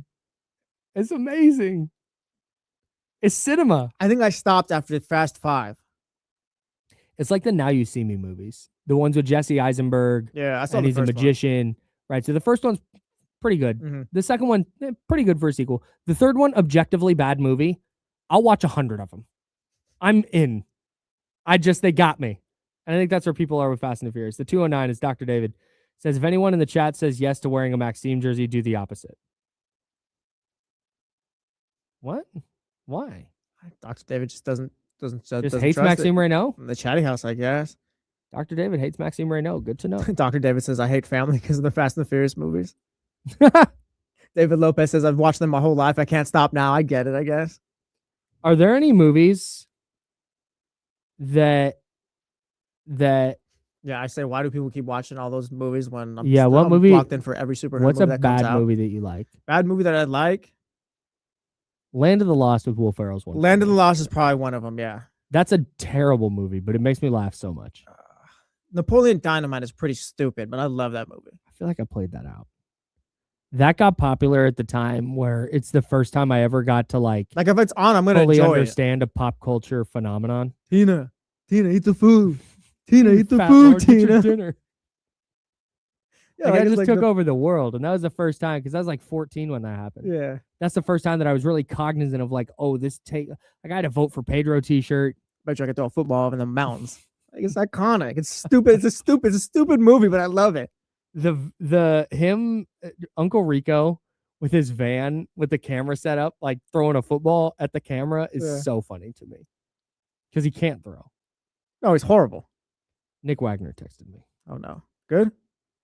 Fine. David Lopez said the Scream movies are the dumb ones that he likes, or the bad ones that he likes. Excuse me. Yeah, the bad ones. Those are good. I will tell you this: a Scream trailer comes on my TV or whatever, and I'm locked in like, oh, this looks good. But yeah, those movies are not good at all. Just not a horror movie guy. Yeah, I just can't. we've learned. It's fine. Yeah, I just can't. I can't. Some of us are scared. I am. I'm scared as well, but it's that toxic masculinity that'll get you. Yeah, no, that's fair. Like, oh no, I'm terrified of these movies. I probably shouldn't watch it because I'm gonna have nightmares and it's gonna be. I don't want to look left when I'm driving home. But my girlfriend asked if I wanted to watch it, so yes. There was one time we were watching a movie that was not even a scary movie. I'm just kind of I get queasy very easy. Like I have a very weak stomach, and we were watching a movie. The movie Game Night. Yeah, I think it's Jason Bateman. It's a fun movie, right? Yeah, it's funny. Yeah, it's funny. It was a funny movie. Like we like comedy. Yeah, but at one point he gets shot in the forearm. And I had, I had partaken, if people follow. And some extracurriculars. And some extracurriculars. Yeah. Had partaken where it's a weekend having a good time, right? And I'm not talking booze. And I freaked out. I'm like, just because I internalized that. Like and if you've seen the movie, they're like, she's like digging around trying to find the bullet. And it just like, I was, dude. And everyone's just having a good time watching this comedy film. And Kyle's like, oh my gosh. Stressed. Everyone's just enjoying it. Everyone's laughing at this scene. And I'm sitting there. I'm like, I have to cover my ears. And I'm like trying to ground myself. I'm trying to use like mindfulness techniques and like therapy. I'm sitting. Kyle's like, when do we start watching 127 hours? Dude, right. I'm out of my mind, right? And I'm like sitting, and I know I'm out of my mind. So I'm trying to like be, and so I'm like, one of the things I'm trying to ground myself. I'm like, okay, focus on your breath. Like focus on the breath going in and then the breath going out. And like, how does it feel? Like focus on your chest, rising and falling. Like I'm trying to do all this stuff and I just can't. I was like, what did you guys think of that military film we just watched? I'm sweating. I've like got to stand up and like I like get blood flowing away from my head. I almost threw up. I was on, and then it just gone. Yeah. Like immediately, it's the worst experience I've ever been under the influence. That's also like you say you cry at like the Amazon commercials or something like that too. They're just locked into the emotions of these films. You're just kind of a ween, man. No, not that. I'm not saying that, but it's just you feel things. Yeah, man. I do. That's hilarious, though. I'm a big feelings guy. What do you want from me? No, there's nothing wrong with being a feelings guy. So I'm getting set up with Nick here from ESPN. All good. I guess I don't know. Tyler Jennings throws weapons in the chatty house. That was a good movie. I don't know if that was a horror, but that was a great movie. That's one. Ending was kind of funny. That's one that again I get queasy. I internalize these things. I can't just watch a movie and be like, that's happening to those people. When I watch a movie, my brain goes, what if that happened to you? Dude, like, just watch the movie. What do you talk during the movie too? No. Just watch. I can't. But I'm sitting there watching the movie and I'm like, dang, that would suck if that happened to me. What would that like? I just internalized it. I don't know what you want from me. You're out here, you're empathizing with the characters and things. It's hardcore empathy. Yeah. And so that's why I can't talk trash to my friends about sports because like I feel bad for you. Like I feel your feelings, but in Weapons, the scene where they're stabbing themselves in the face with the forks, I'm out. Not watching that movie ever. Well, yeah, it's a tough scene. What if that was me? I haven't. I said I do. Not a single one of my friends has said a bad thing about Weapons. I have multiple friends who are like heavy movie nerds, like big into movies, like watch stuff from the 1950s and talk about their auteur critiques of the movie. Like they are into it. Yeah. And all of them are on Letterboxd, like 4 stars for Weapons, 5 stars for Weapons. Wow, good, one of the best movies of the year. And I'm just like, nah, I won't. Because what if I got stabbed in the face with a fork? Yeah, like Scott Recycle the chat out says movies are supposed to be entertainment. I understand. And you're just sitting through 2 hours of just, oh my gosh, no. I don't stress. And meanwhile, like yes, what if it was me? Meanwhile, your wife's sitting next to you, like eating her popcorn, like, what is his deal? And everyone's like, what's going on? Exactly. You know what doesn't make me do that? What? Land of the Lost. Well, yeah, Miracle. That's just the boys and hanging out. That's all it is. Right, it's just vibes. That's all I want. The movie everybody wants some. It's a movie about guys being dudes. Guys watching The Incredible Hulk. Oh my gosh, Bruce Banner doesn't want to be the Hulk. This is so sad. Yeah. You don't feel him in that moment? Meanwhile, Hulk is just beating everyone's ass and all that. Yeah, pause. I don't have a flag, but pause. Play on, I guess. But yeah, Hulk's just destroying buildings, beating everyone up, and Kyle's like, wow, he really doesn't want to be the Hulk right now. Wow, he is always angry. Yeah. It's a secret. What if that was me? That'd be pretty trash. Yeah. I guess I'm not watching a movie with you. Just make sure it doesn't have any blood. Yeah.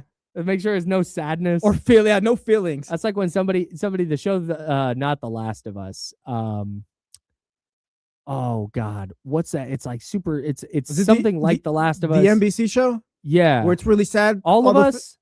I know exactly what show you're talking about. It's like it follows these families, like different families and things like that. Yes. Dude, my cousin one time was like, "Oh, do you want to watch this show?" I was like, "Oh yeah, sure, why not?" And all these awful things are happening. Like, why do you watch this? Yes. Why am I going to watch something that's going to make me cry? Yes, exactly. I'm out.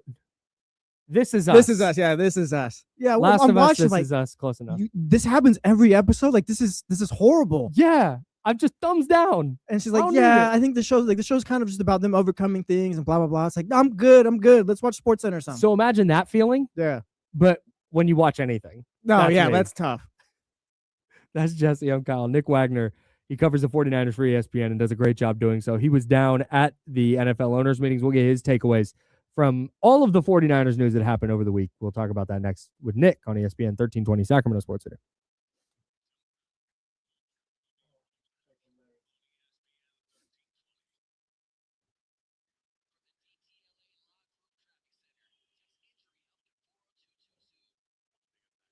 Oh, I had real tears coming from my eyes. That was good stuff. So I'd imagine anytime Coco comes on, you're done.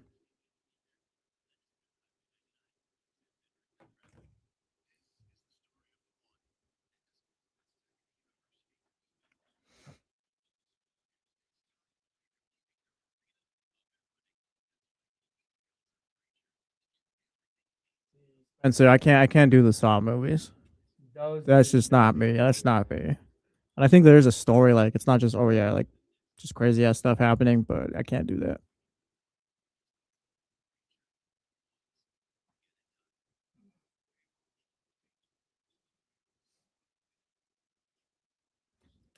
Yeah, Kyle's watching Cars 3, like, wow, Lightning McQueen's really losing it.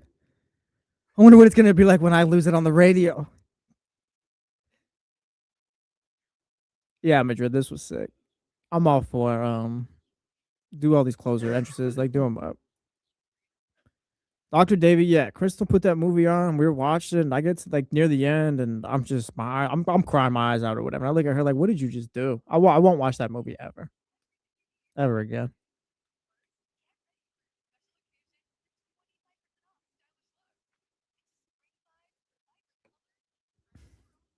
Nah, shout out Norm. Yeah, that was good stuff. Just tears him up every time, Sneaky Turtle.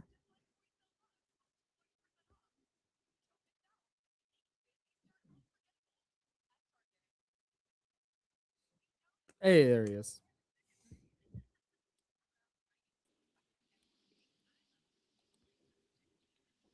Hey, what's up, Nick? What's going on, Nick? How you doing, guys? Can you hear me okay? Yeah, yep, we got you. Just so you know, you are live on YouTube right now, not live on the radio. So sure, everybody in the chat house can see and hear you. What hoodie we got on there now? Sir Charles. Oh, come on. That's fire. Was that at your home when you arrived back from NFL owners meeting? No, I think I got it like 2 weeks ago, but it's been super hot, so I haven't had a chance to really wear it. But when I got home yesterday, apparently now it's cooler and rainy again. So yeah, why not? I'm okay with it. It was 100 degrees in Phoenix, so golly. When because I still have a bunch of friends down there, not to brag, and I've got friends. everybody's been everybody posting the weather. It's been like, dude, I'm not gonna complain about 81 up here then. it was 104 when I landed the other day in Phoenix. Like, all right. Man, I just part of me when I first moved back from Phoenix, I lived in Gilbert, a little bit east of Phoenix, but I was like, man, I kind of miss it. Like, I just there's part of me that, and that first summer I was back, and it's 98 here and 114 there. I was like, you know what? Oh, good. I don't miss it. Yeah, Madrid, this was another trap too. Notebook. I'm watching that at the end. Like, oh, I'll take care of you too. I'll whatever. Fine about the Notebook. Yeah, dude, the Notebook. Nick, you got any movies that tug at the heartstrings? Kyle was talking to us about all the movies that make him emotional. Ooh. Oh man, what's the Johnny Depp movie where he plays the guy who wrote Peter Pan? You know what I'm talking about? No. Shoot, what was that? Finding Neverland. You ever see that Oh, movie? that sounds devastating. Oh man, it's pretty rough. It's pretty rough because it's about like children going through like very dramatic life experiences. Oh. It's really good, but it is it's brutal. I think I had trouble coming up with a name because I only watched it once. I'm not putting myself through that ever That's again. totally So- understandable. You're smart, Nick, too. Yeah. That's totally understandable. What am I going to do that a second time for? Right, exactly. Like, what's a movie that tugs at the heartstrings? What's a Johnny Depp one? He's a pirate. right. He's got these weird hands, like they look like scissors. I don't know. It's good. There's a guy's like Edward, and he's got the scissor hands. What's that movie called? Right, what do you call that thing? Yeah. Right. Like, All right, guys, 30 seconds. yeah, the Pirates movies didn't really get me till At World's End, like number 4 or whatever was really it. That was the one that did it. Oh man, I don't think I knew that there was like a fourth one. I think I stopped watching after 3. They were kind of on their way to the Fast and the Furious vibes, but they shut it down. Yeah. All right, here we go. Coming back right now.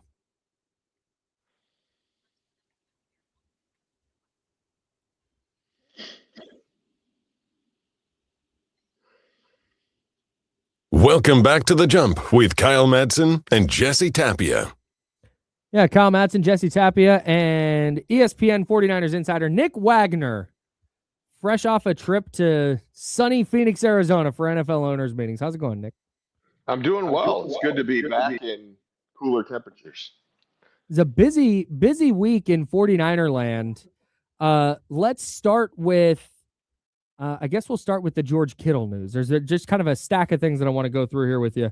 Were you surprised to find out that George Kittle has a chance to be back for the season opener after tearing his Achilles in the playoffs? Not really, only because George kind of hinted at such at the end of the season in the locker room. I think I wrote about this. I kind of tried to follow him as he was leaving and find out what his timeline was because he refused to give us one in the scrum. But then I said something like, mid-season, and he scoffed at me.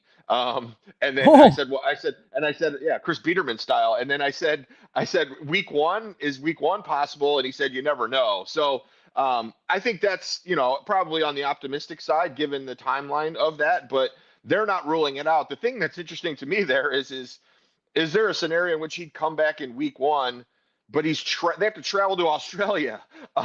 So a guy coming off an injury after a 19-hour flight to Australia and then spending the week there, I wonder what kind of effects that could have. Obviously, he's far enough removed that swelling and surgery and all that would be in the past, but it still seems like it's asking a lot to be back in week 1. But if anyone can do it, it's probably George Kittle. It also shows you how far, they've come medically in terms of Achilles injuries, that's even a possibility. Kyle Shanahan talked about wanting to give Christian McCaffrey less touches this season. How do you think they go about doing that? It's just a matter of throwing the ball a bit more now that you got Mike Evans, or going with I'm missing his first name. It was James they drafted last year. Jordan James. Like, what's kind of the plan there?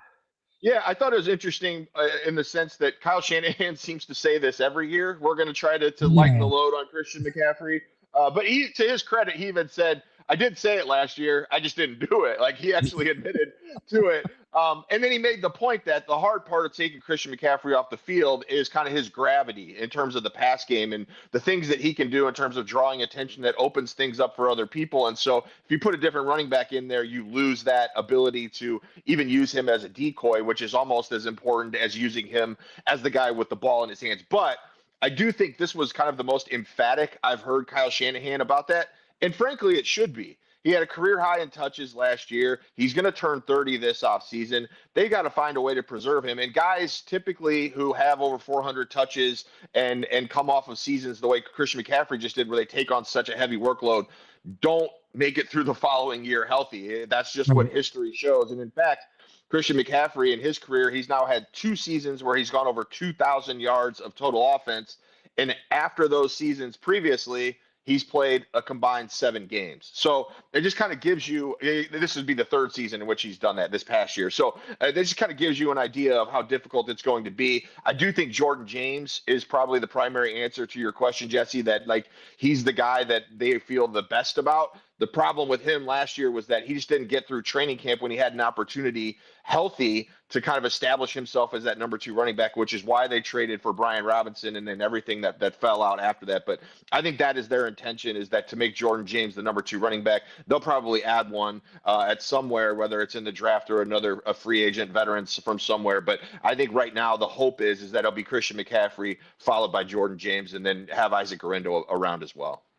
Nick Wagoner covers the 49ers for ESPN, fresh off a trip to Phoenix, Arizona for owners meetings, talking takeaways from those owners meetings with us here on The Jump. It's ESPN 1320, Sacramento sports leader. What the hell's going on with Trent Williams? Is he going to play for the 49ers this year? Yeah, I think so. I mean, I think John Lynch was, do you guys know John Lynch? Like, he doesn't really give kind of incremental updates during these contract negotiations. So it was pretty telling on Sunday when he openly was like, think we're going to get something done here pretty soon. Talks have intensified. And I think the hope has been to get it done before the draft, and that's probably still the time frame. I mean, it could happen anytime, obviously, but just the fact that John Lynch was kind of openly saying, and he did give the disclaimer of like, I don't want to jinx anything or whatever it was that he said, but just the fact that he's kind of giving a positive update, saying that he thinks something is going to happen here pretty soon. I think he said they're on the precipice of something good happening. So yeah, I've maintained all along, I'd be really surprised if there was any scenario in which Trent Williams isn't playing for the 49ers in 2026. And it just doesn't make sense. There's not a football or a financial reason to move on from him. I think the only way anything would have happened is if a team came with a huge trade, which at this point, there's not going to be any team that's offering a lot for even as great as he is, a 38-year-old tackle who wants a contract extension. We can move it over to someone I think we know isn't playing for the 49ers. What exactly is the plan with Brandon Ayuk still being there? It doesn't seem to be the biggest Kyle Shanahan fan or anything like that. Or Kyle Shanahan's not the biggest fan of him, excuse me. So what's just the plan there? Why haven't they outright just cut him already? Yeah, the Brandon Ayuk plan is no plan as of now. Kyle Shanahan said the other day they're not in a rush to part with him. And then the confusing thing was Jed York then coming in later and saying, well, maybe anything's possible, right? Which I guess anything is possible, but I just can't imagine any scenario in which Brandon Ayuk plays for the 49ers again. And even if the Niners did want to kind of mend fences and keep him, I don't know a world in which Brandon Ayuk would want to come back to the 49ers. So what's happening right now is they're just holding out hope that they can find something in a trade for Brandon Ayuk. That wouldn't be much. There's a couple of problems with that. One is contract related, which as of right now, his contract for next year isn't that terrible, but there is an option bonus due in September, which I can't imagine any team would want to exercise the option bonus because I think it's like 24 million, 25 million bucks or something like that. So if you exercise the option bonus, you've now guaranteed him money that you're going to spread out over years. So no one's going to want to do that. If you don't exercise it, all of that money then comes onto this year's deal. So Brandon Ayuk, in a way, has sort of a no trade in that he can determine where he goes because he would have to rework that contract to go somewhere.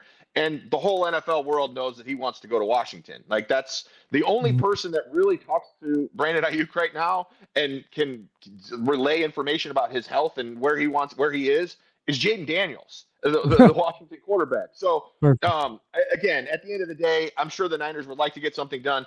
I just don't know how they make a trade because I don't see any team giving up a pick And they don't have any late round picks where you can do like, oh, here's a 6-7 pick swap or whatever to go with Brandon Ayuk. So that also complicates things. Maybe after the draft, you can trade a future 7 or something. But again, I think Washington is where he wants to be. I can't imagine Washington coming off of a pick for a guy that they know ultimately is going to have a significant say in where he lands, even though the Niners don't want him to have that.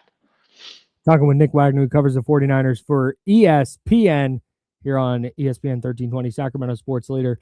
Kyle Shanahan kind of joked that he was trying to, or I don't know if he was joking, but he was lobbying to play the Rams in Mexico City just because the Rams lobbied to get the 49ers in Australia because they didn't want to have to host the 49ers because it's basically like a road game for the Rams. Can the NFL actually do anything about that? I don't think so. I don't think it's going to be the Rams in Mexico City. All signs point to it being the Miami Dolphins, most likely. But things have changed. I mean, the league told us a few weeks ago, a month ago, that game was going to be week 13. It's going to be early December, and now it looks like it's going to be week 11, which I think is November 22nd. If it's a Sunday anyway game. So things can change, but I don't think that's going to happen. I think what happened there, first of all, Kyle is not wrong. There is certainly an element of the Rams saying we sure wouldn't mind playing the 49ers because if their fans are going to take over our stadium, let's at least make them pay a bunch of money to fly halfway across the world to do that. So there's truth in that. The other part of this, and I talked to some Rams people at league meetings this week to kind of poke around about it and see what the thought process was. Teams can protect a couple of games. They can't steer directly to an opponent. The Rams can't say, give us the Niners or we're not going to go. They can't do that. But if you look at the Rams schedule next year, they have a lot of kind of sexy games of teams that aren't in the division, like the Cowboys, the Bills, like teams that have big fan bases anyway. So I think they wanted to kind of protect some of those games. So I think that's part of it too. But at the end of the day, it was the biggest no-brainer of all time that Kyle Shanahan was not going to be thrilled about going to Australia. I was not at all surprised to hear him say there is no benefit to it. And he's not wrong, but it's just part of the deal in today's NFL where money reigns over everything. And that's always been true, but more so now than ever. Seeing the moves they've made this offseason, what do you think their top draft need is as of right now? Star players. Is that a bad answer? Like we'll take that answer. We've been talking about that all season. Yes, the studio audience loves it. I asked Kyle Shanahan and John Lynch about it this weekend of just like, look, it's such a hard question to ask because it sounds dumb, right? Like how important is it to get star players? Like, well, duh, we want to draft the best players of all time every time we draft, but I do think there's an element of like the way they approach the draft of like, okay, are we taking a safer floor of a guy versus what a ceiling might be, what you think of your coaching staff to get a guy at a certain position that you can elevate him to that star status. But they need stars and they need them at key positions, whether that's receiver or edge rusher, left tackle. Obviously, they need to start planning there. So I think to me, I know this is, again, it's like the cliche answer, but they need to go best player available, but they need to look at guys who are who they're going to want to pay a second contract to, because looking at, let's just say use guard, for example, they have an obvious need at left guard. If they draft the best guard available at pick 27, he may come in and be a really good player. And in 4 years, they're not going to pay him because he plays guard. So they have to think, in terms of globally of who is a guy that we want to give a second contract to, who will be a part of the next nucleus of this team. I've been banging this drum for a couple of years now. You hear me use the phrase next nucleus all the time. And we keep getting to that point where there just aren't those guys on the roster. Brock Purdy is certainly part of that. If you want to include Diamador Lenore, I would allow that, but I don't know who else you're looking at in terms of the younger guys on this team under, let's say call it 26, 27, that would fit into that category. So that's what it's got to be. I think you look at receiver, you look at edge rusher, those are kind of the obvious spots. Obviously, if there's a tackle they feel good about, I'm not sure that's gonna line up with pick 27, but that's just how I look at it. Yeah, John Lynch and Kyle Shanahan making those decisions. I believe John Lynch's contract runs through the 2027 season. Jed York earlier this week talking about how he wants him here for a long time. Is there I guess how the question is how much longer do you see them doing this? Are they still fresh here, or what's the plan, do you think? I think there was a little bit of revitalization for everybody in the organization this year, kind of following last offseason's reset. And I thought it was, to me, the most interesting storyline of this offseason is kind of where the 49ers are in this reset. Like, we're not using the term rebuild because obviously they didn't tear it down to the studs and start over, and they still have a lot of star power on the roster. But after last year's offseason, it looked like it was going to be like, okay, maybe they get lucky and they win 10 games and they sneak into the playoffs, and then they continue kind of building with the youth and keep infusing youth. And that's the philosophy. You get to this offseason, actions speak louder than words. And one of the questions I asked Kyle Shanahan and John Lynch is like, do you feel like you're ahead of schedule relative to where you were at this time last year? And Kyle said, yeah, he didn't expect to win 12 games last year, and they did. And so then you look at this offseason, and again, free agency, you never know what's going to be available. There's just usually not young, ascending players who are healthy, who are going to be available. But still, the Niners signed veteran guys. And, even just using the receiver room as an example, both John Lynch and Kyle Shanahan used the phrase adding grown men to the receiver room, like veteran presences. Like, that is an important thing for them. And that tells me that they're ready to kind of push in and go after this thing, which they probably have to, especially in the division that they play in. Otherwise you could fall off real quick in the other direction. But I think that's kind of where they are right now is like they are ready to kind of make a push here. And I think that Kyle Shanahan and John Lynch are a little bit revitalized by that. Now, how much longer they want to do it, I would expect both of them to at least sign one more extension, especially Shanahan. But you never know. Obviously, there's burnout, there's things like that. It can be hard to chase. But the one thing that I took away from Jed York is that they're welcome as long as they're willing to stay. Nick Wagoner covers the 49ers for ESPN, joining us here on The Jump. I want to go back real quick to the draft thing, because I think I was a fan of the Mike Evans signing. I was a fan of the Osa Odighizuwa trade. I still feel like, though, they need, you mentioned edge and wide receiver, and that's why I shy away from the idea of them taking a tackle, because I feel like you can't use that first-round pick on a player who's not going to start for you this year. Do you think that's something that they'll take into account?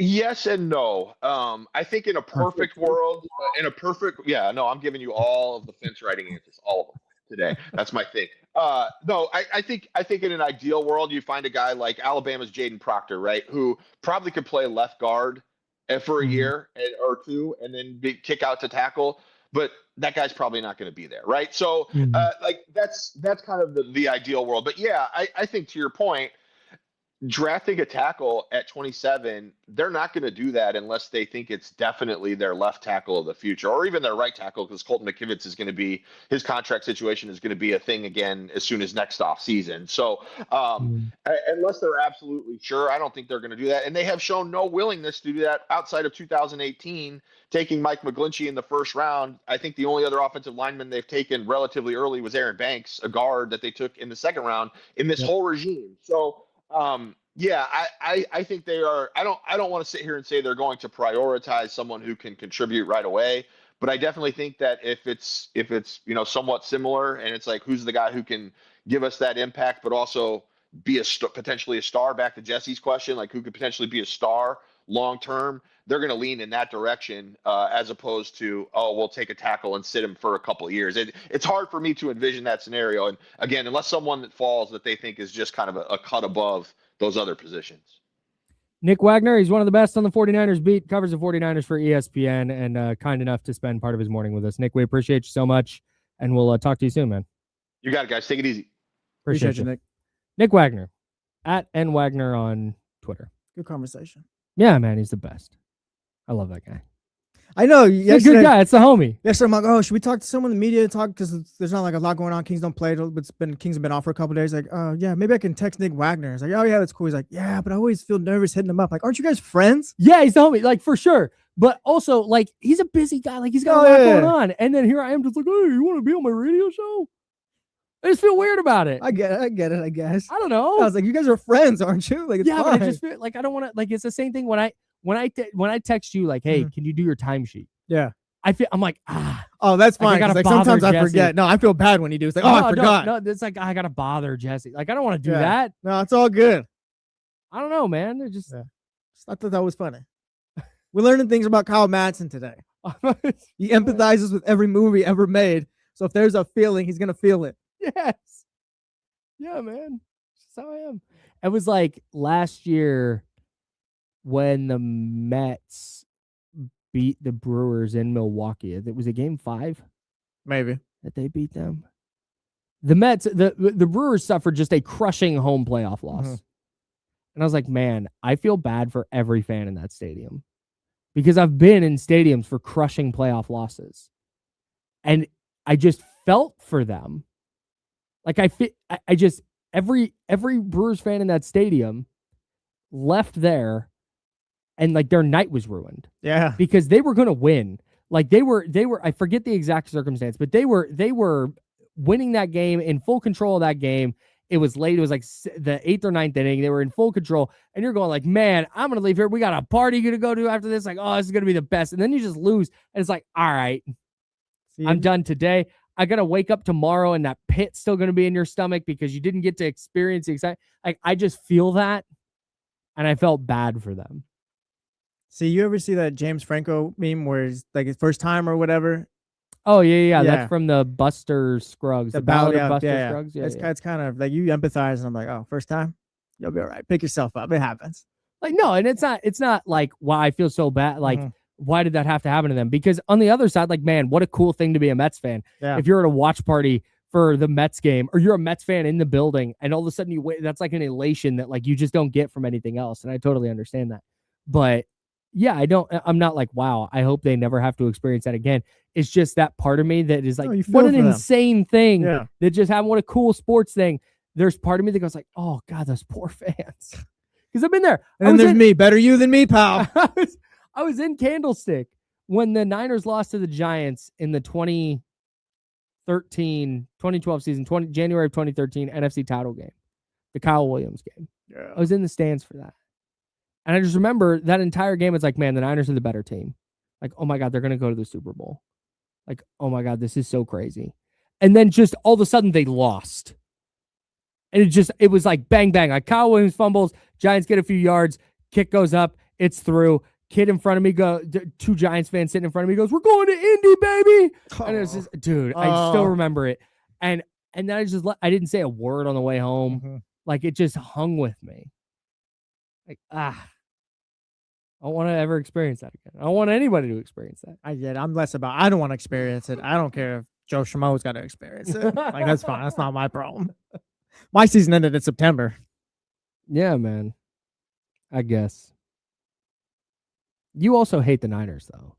Like, in that specific instance, like, you're very anti-Niners, which I get. Like, you're probably surrounded by a bunch of Niner fans up here. Like, I totally understand. I'm kind of, like, grown out of that.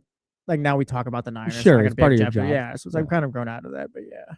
The worst thing was when I was on 95.7 and the San Francisco Bay Area radio station.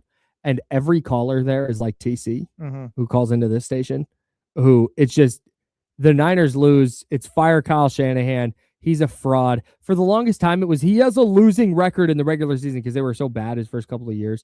And he has a losing record. And now he has a winning record by a lot. And now that doesn't matter anymore. Yeah. The moving goalposts really are. But like they would lose in the Super Bowl. And then I would have to go to work and take phone calls from the most irrational people you've ever heard in your life. And I'm not a host. I can't do anything. I just have to say, like, hey, 95.7, what do you want to talk about? Like, all right, hey, no, you're dumb. What are you talking about? Yeah, I so bad. Like, I want to just, like, but I can't. Yeah.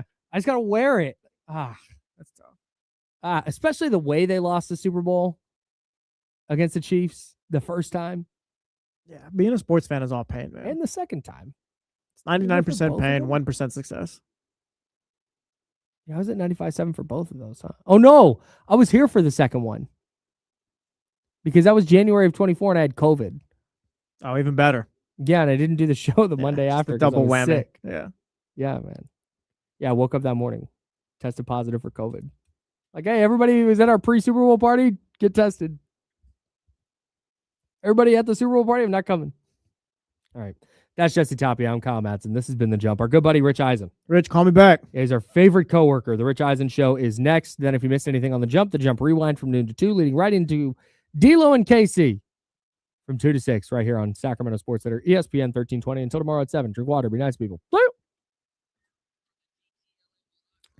And clear. Good shift, everybody. I like that show today.